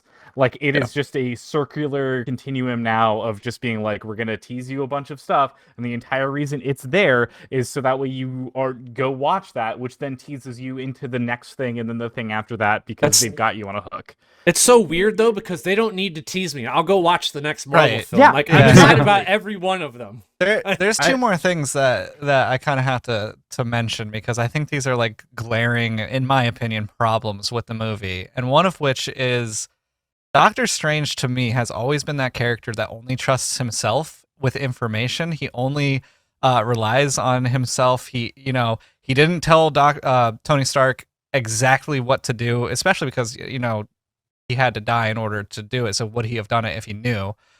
He told Tony that he wasn't going to give up the gem. He'd let him and everybody die basically before he did. So it's basically been like his character of like me, like I'm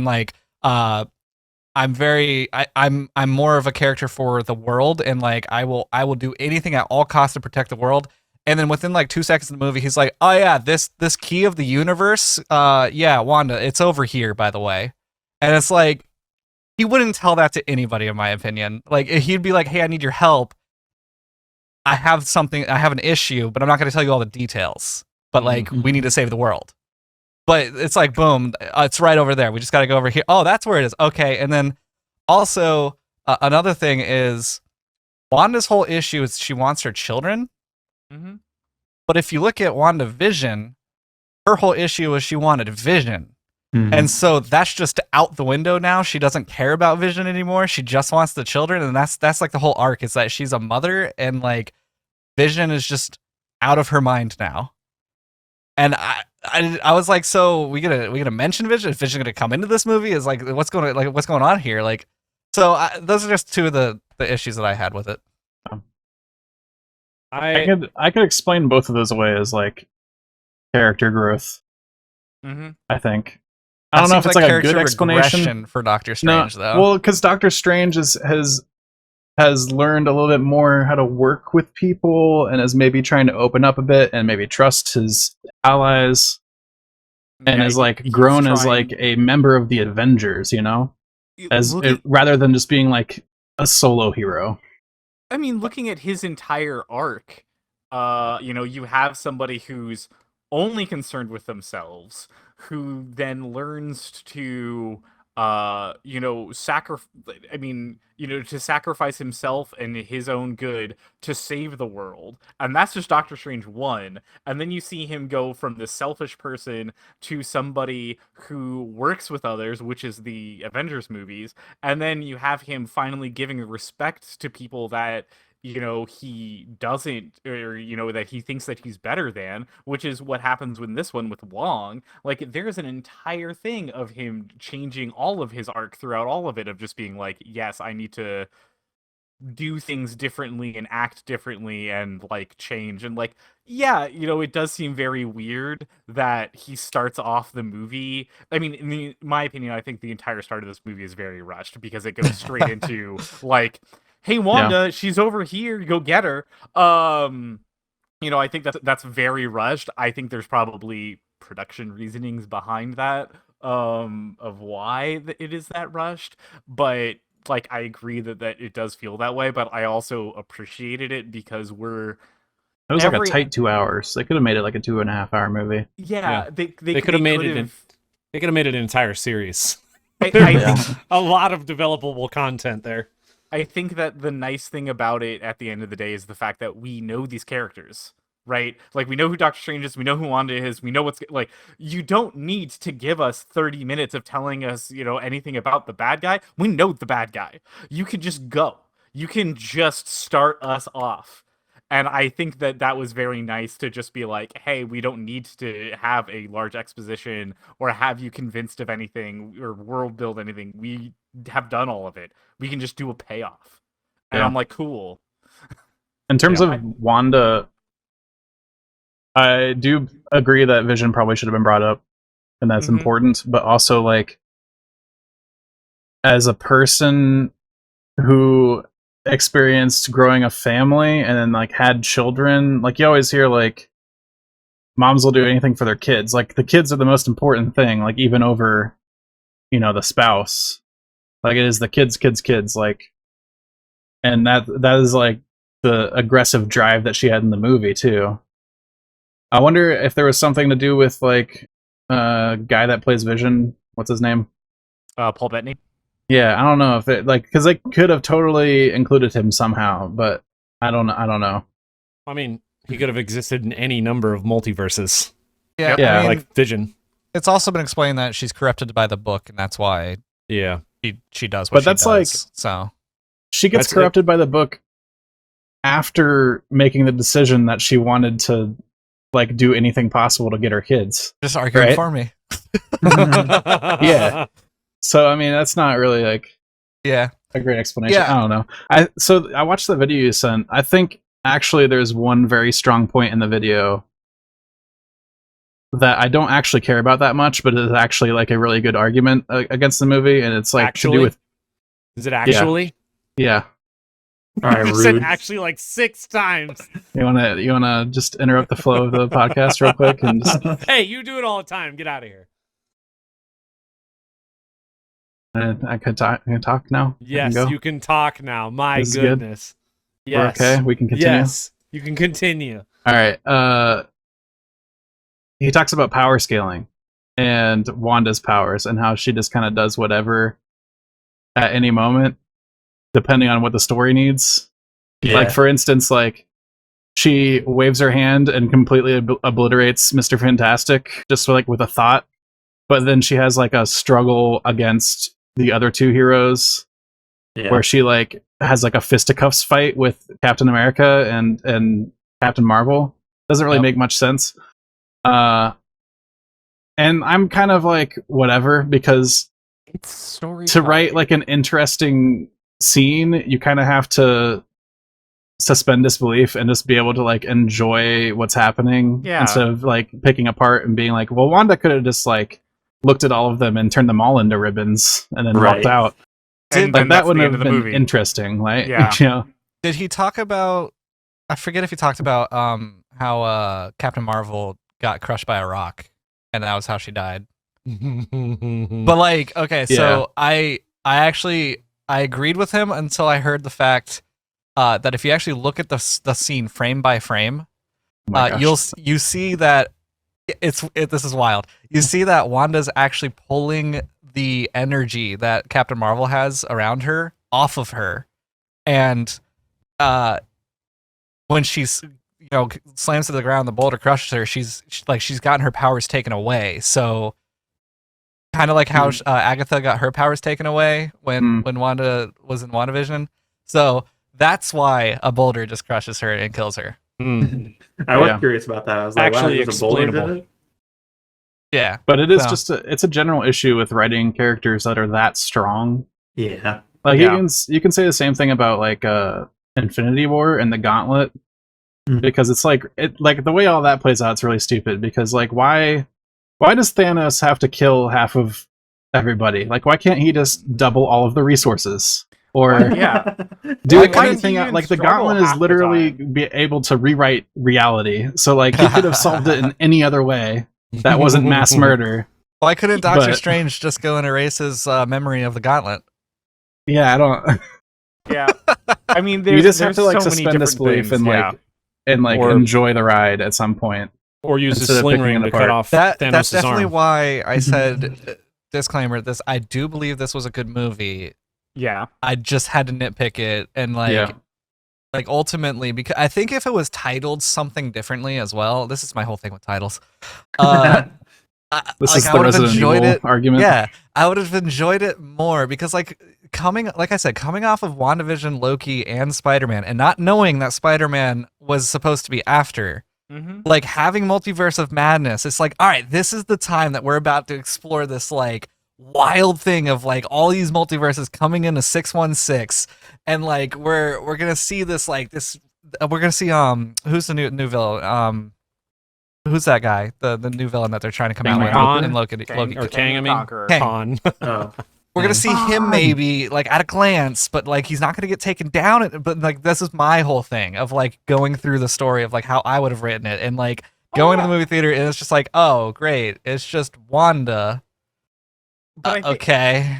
I think that's the one thing that I loved so much about this was that like and I do this too of like the Marvel fanboys guessing at what it could be and what it'll be like, but at some point you've just inflated whatever you think that this might be in your head so much that then anything ever put to film is going to be a disappointment to it.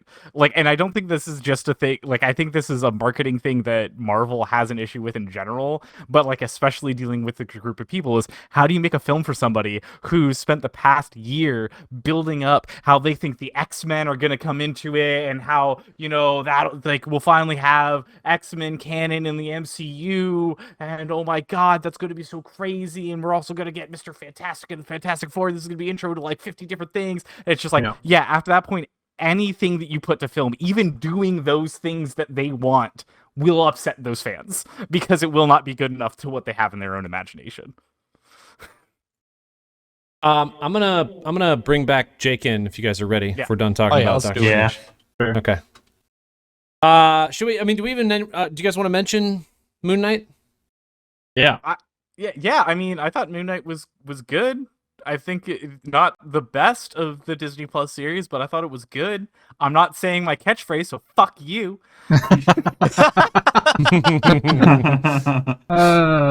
What is the best of the Disney I thought Plus? Moon Knight was incredible. WandaVision. Okay, yeah, WandaVision's right. WandaVision. I think we all WandaVision's just know WandaVision. WandaVision's think, definitely the best. I thought Moon Knight was incredible. Is and Aaron, Oscar are you Isaac's- still on Loki being the best? What if? Oh, What if's the pretty good. best? What if, Oh, What What if if is pretty is the good. best? What if Well, is the that's best? pretty good. Has everybody here seen Moon Knight? I have not. No, No. I think multiple people haven't seen. Yeah, that's why I said we can Each had hold no one off. watched it, I think. Yeah, we can hold off till other people have watched Moon Knight because I don't think it's going to affect the MCU anytime soon, and Right. we can talk about They this. could. when I mean, people they've got have, new heroes coming in. The only They thing could I'll join I like the new say heroes. is that Moon Knight was incredible to me just because of the performance. Like the storyline, Oh, yeah. whatever. The performance from Oscar Isaac was phenomenal. He sells it so good. Very, very good. He is Yeah. excellent Phenomenal actor. actor. I would actually put Moon Knight like up near the top of the list somewhere. Really? Oh, 100%. It's like my second if WandaVision's like it's almost teetering into WandaVision just on. Interesting, because I did not think that the beginning of this like series was that good. I thought it was kind of meh. I did have to tell my parents to keep watching because they stopped, and I was like, the conclusion of Really? this series is like, whew. And episode 1 hooked me. I think episode 1's great.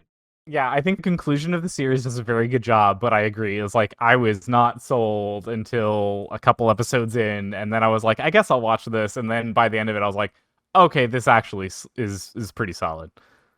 Alex, you really need to go watch What If. You haven't seen What If yet? No, he has I not. haven't right. watched What And If. he went and See, watched that's another Multiverse thing- of Madness, and he had not seen What If. I mean, there's just like what? I've seen Hey, some of the spoilers episodes. here. I know, no spoilers right now. Wait, I'm just yeah, saying, but it like, seems it's like a such thing a you need. good series. It's such a good. really good. series. I've seen Okay. several of the episodes. It's fine. Oh my gosh. Okay, I It's do not have a the quick question while we're on Marvel stuff. I never Yeah. watched Eternals. Did any of you watch that? Is that? Yeah, do I it's need lame. to watch that? No, No, Okay. not worth it. Not Cool. yet. I don't know. Not- I mean, they'll probably include it in some way at some point, right? Yeah, that's why I said not yet. Because the same cares? way the It's same way not that great. Nope. that you know, Yikes. you could argue, should you see Inhumans? Eternals is Yeah, like I haven't watched Inhumans. You don't need to. Eternal. Alex made a good point. And when we then were they talking killed about the Eternals. character that was relevant from that, right? So You don't need to. You never need to watch it. Alex made a good point about Eternals in that they suffer from the Justice League problem, where they introduce a whole bunch of characters, Yep. and then you don't really get any backstory, and it's just kind of like, I don't know what's going on, but there's like a cool fight and all, and blah blah, blah whatever. like they did it correct with original Avengers, and then like they built up over time, had all the individual movies, then did the Avengers movie. and it And delivered. then Justice League did the opposite and flopped. And then they went and copied Justice League for some reason. Well, I Well- think it's because they needed to, like, the Eternals are a unit. You don't really have them outside of the group as Yeah, I much as guess. you do with the Avengers. Like, there isn't a specific comic line directly for one of the Eternals. They always show up together. It And really- so, how do you do that? Yeah, if only there were like some sort of long form, maybe episodic form Yeah. of media that they were getting really into recently, where they could explore these characters. But I guess it's got to That be is a a good movie, point. huh? It's a very I good mean, it point. would- It sounds sounds like like the would have Inhumans been Inhumans better would as a have been TV way better. series. I 100% agree. I mean, it sounds like the Inhumans didn't really work out in that format, right? Inhumans was not MCU related before it even aired. Oh. So I didn't know the Inhumans existed until Yeah, I don't really know what this that is, movie. so it's fine. So I mean, if we're talking things like, oh, you should see it because maybe it'll be relevant, who's excited to see Morbius?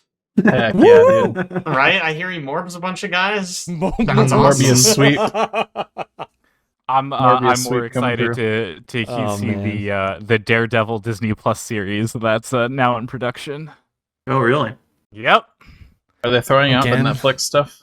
I mean, I think they Why? are throwing out the Netflix stuff, but I Why think they that they're don't? keeping the guy as Yeah, Matt I was gonna Murdock. say he it's shows gonna be the up same in guy. something and he's just like, "I'm secretly Daredevil," and it's like, Yeah. Oh right, that's he not did show up. canon.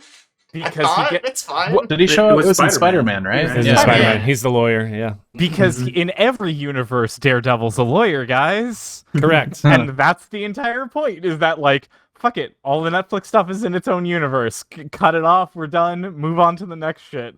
Ugh. All right. We are getting close to time. We need to Mhm. wrap it up here. And I wanted to briefly touch note on the segment that I think we should title, like, Aaron and Alex have watched movies, so you don't have to. Because we do this fairly regularly. We watched 3 movies recently. Ambulance, or as I like to call it, Ambulance. We watched The Northman, and we watched The Batman. Real quick note on The Batman. If you haven't watched The Batman, first of all, go watch it. It's absolutely amazing. It's incredible. Also, there is a guy on YouTube. His name's Thomas Flight. He's a very good reviewer of different elements of movies. He does one on the sound of the Batman, and it is absolutely phenomenal. Blew my mind. The stuff he like pulls out of the movie. Oh, I loved it. Oh, Were Go watch there sounds in that movie that weren't just "Bwah"? No, that was the entire movie. Like the entire time you were sitting in the seat, that's all you heard. That's all I remember of the For like the film. 3 hours. Just What I mean, I was remember, there the first for thing it, I but, remembered like- was his footsteps. Yeah, they like Mm, super those crunchy. footsteps? Oh, God. They make the Batman's footsteps so loud in that movie. Yeah, Every time he walks somewhere. the Foley work is crazy. Yo, I will link it. I will link this Thomas Live video. You got to go watch it. I Wow. mean, it's really well done. I just want to confirm on the Batman. Mhm. Was your friend correct, Aaron? Was it just like not a good movie? Just not see it? Melinda hated it. She's just absolutely wrong. It's It's incredible. She's just bad takes on some movies Wow. sometimes. Yeah, just Thank on God, occasion. Melinda. She didn't like Yikes. Dune, and she didn't like the Batman. I'm like, no, I can't trust this at all. Oh Very yeah. upset. Wait, Uh, wasn't there somebody that? Sorry, tangent. But wasn't there somebody that Jake went to see movies with in Arkansas, and then he realized Oh. that that person just like had a terrible taste in movies? Yeah, we went to see. I don't remember what Marvel movie it was. It was something really good. And we were talking about it afterwards. She was like, "Yeah, I didn't really like it." And then they were like, "She was like, oh yeah, no, but I really liked Boss Baby." And I was like, Oh "No, my gosh. no, you just don't like good things. I get it. I get it." I understand now. Yeah, it's all coming together. Boss baby. Alex and I also watched The Northman, which is Robert Eggers' new film. It's kind of a horror Nordic take on Hamlet. It was very visceral and dark and just full of very strange scenes. I mean, it's a very unique movie. I liked it a lot. There is some very interesting acting from people in that movie. Like Willem Dafoe is maybe one of the scariest times I've ever seen him, other than, of course, that classic film where he plays in Death Note. Mm-hmm. Oh, Ryu. Yeah. Scariest, best, probably the best role for Willem Dafoe ever. But this is number 2. Very close. I imagine he was making the same facial expression as he did when he was playing in Death Note. Yeah. I don't know. The Go Northman, ahead, Alex. I'll just say, like, everything, I kept on thinking while I was watching the movie, it had such a vibe. Like, they nailed the atmosphere that they were going for, and the entire thing just envelops you in its world. And makes you think that, man, it must have sucked living back in that time. It was We terrible. Thought that same thought at almost the same exact time. I don't remember if you turned to me or I turned to you, and I was someone like, of us said man, it. must have sucked to live in this day and age. It's Yeah, for sure. just awful. Awful. But great movie. Go watch it. The last thing we watched, Michael Bay's new film, Ambulance, which Alex and I are just completely opposite end of the spectrum on. He thinks it's Michael Bay's greatest film ever. I think it's Okay, I quite didn't say possibly that. the worst thing he's ever written. Wow.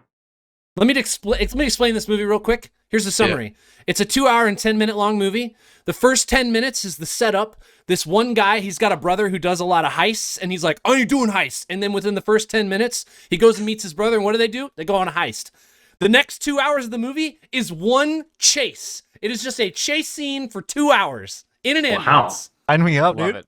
It's Yeah. freaking And great. When I say it's a chase scene, don't imagine that the whole thing is just like on the edge of your seat. No, there's like fast parts of the chase scene, and then there's slow parts of the chase scene where the ambulance is just driving like a normal speed down the highway. Sure. I mean, you Gotta- can have a Weird. movie that's Gotta have time all for one dialogue. high-speed chase. Yeah. Yeah. At some point, you gotta have a low speed part of the chase. But do they chain a bank vault to their car and There drive we down go. the highway? They That's what we do need to know. nothing interesting or unique in this movie. It is awful. You didn't like Alex, it? go. I hated it. Aaron hated it for some reason. I thought it was great. It's Awful. It's like a classic, like, campy action movie, like a 90s action film, essentially. Bruce Except for Willis with like making appearance? modern, like, it felt like something like that. It felt like Speed, or like one of those. See, I don't see Speed Weird. as a campy 90s action film. It's actually like a serious action movie. Oh my gosh, dude! No, You said this It's when we were in not. the truck, and I'm like, these movies do not equate. They're totally different. they're basically the same. They're not even close to the same. They're both driving fast. They are Yeah, They're driving both fast, driving yes. fast. Only sometimes the ambulance drives slow, I heard. So Yeah, well, That's sometimes true. they literally Buses have to go stop. fast. Oh wow. I guess red Well, lights. like when they like, evade yeah, the it stops cops. time. Yeah, The red better lights. the better example to pull is when they slow down to like 20 miles an hour, and the cops let them do it on purpose because they're performing surgery in the back of the van, the ambulance. They pull out a guy's They're like, freaking... your cop friend's gonna die if we don't do this surgery, so we're gonna go slow, but don't stop us. And they're like, okay. How do you not Everybody like that back movie, off. Aaron? That sounds great. I've not even seen it, and I love it. It sounds awesome, doesn't The it? best part of that scene is the guy looks at the girl who's... Oh, by the way, this movie takes place... It's the two brothers. There's a cop who's been shot, and then there's the person in the ambulance who takes the, like... She's like the best ambulance driver ever, but she doesn't take it too personally. She just does her job. And she's in the back of the ambulance, and they're trying to save this guy's life. They're pulling out his freaking organs, and they're like, we need something to clamp this. It's splurting blood everywhere. And she goes, hold on, I got this. And then takes a freaking clip out of her hair. Yes! And then they clip the vein. It's so not even- good. It's not even like a rubber band. It's awesome. like that big scrunchy clip. You know what I'm talking Oh, about? It's got like nice. the big fingers. It's so It is- not I holding it. literally, when you said they needed something to clamp, I was like, her hair thing. Like, obviously, that's where this is So Obviously, yes. dumb. It's so good. And the problem is Aaron can't just like sit back and enjoy a dumb movie. Like he has to have it be like thought provoking or something for him I to need it to be- enjoy it. Just any amount of serious in that movie, anything I could have taken seriously, it'd have been great. The way the movie the- starts is like, dude goes to his brother and is like, "Hey man, I need like a loan because I'm pretty hard." And he's like, "Hey, we're about to go do a bank robbery. You want to go with us to a bank robbery?" And he's like, "No, I really don't." And they're like, "Nah, come on." And then they go do a bank robbery. Like right then, just spur No of the joke. moment. That is 10 minutes of the movie. That's it. That sounds That's just- awesome. I do know. I saw a clip on TikTok that got me kind of intrigued, where he messes up the name, doesn't he? What? Like right at the name of beginning, what? like in he says, "Oh yeah, go ask that chick out," and then it's like this is her full name because you need that for some reason. Oh And then yeah. guy walks over. It's like looks at the name, and the name is not the name. He's like, messed up the name, didn't I? Yeah. Whips out a gun. His character throughout the entire movie is great. Like he is just unhinged. He's- Why I do mean, you? Okay, but why do you need the full name?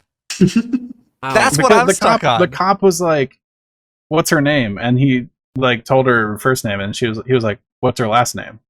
Why do you need that? I don't know why he needs it, but Because Who's you like, have to have a I'm setup. about to go ask this girl out, but I require her last name in order to do this. Also, not only that, but he walks into a bank that is empty with tellers standing everywhere. No people in the bank to withdraw money. And he walks up, everybody's just standing there looking at him. yeah, And he's like, it is very awkward oh, it's so because awkward. they lock the bank, right?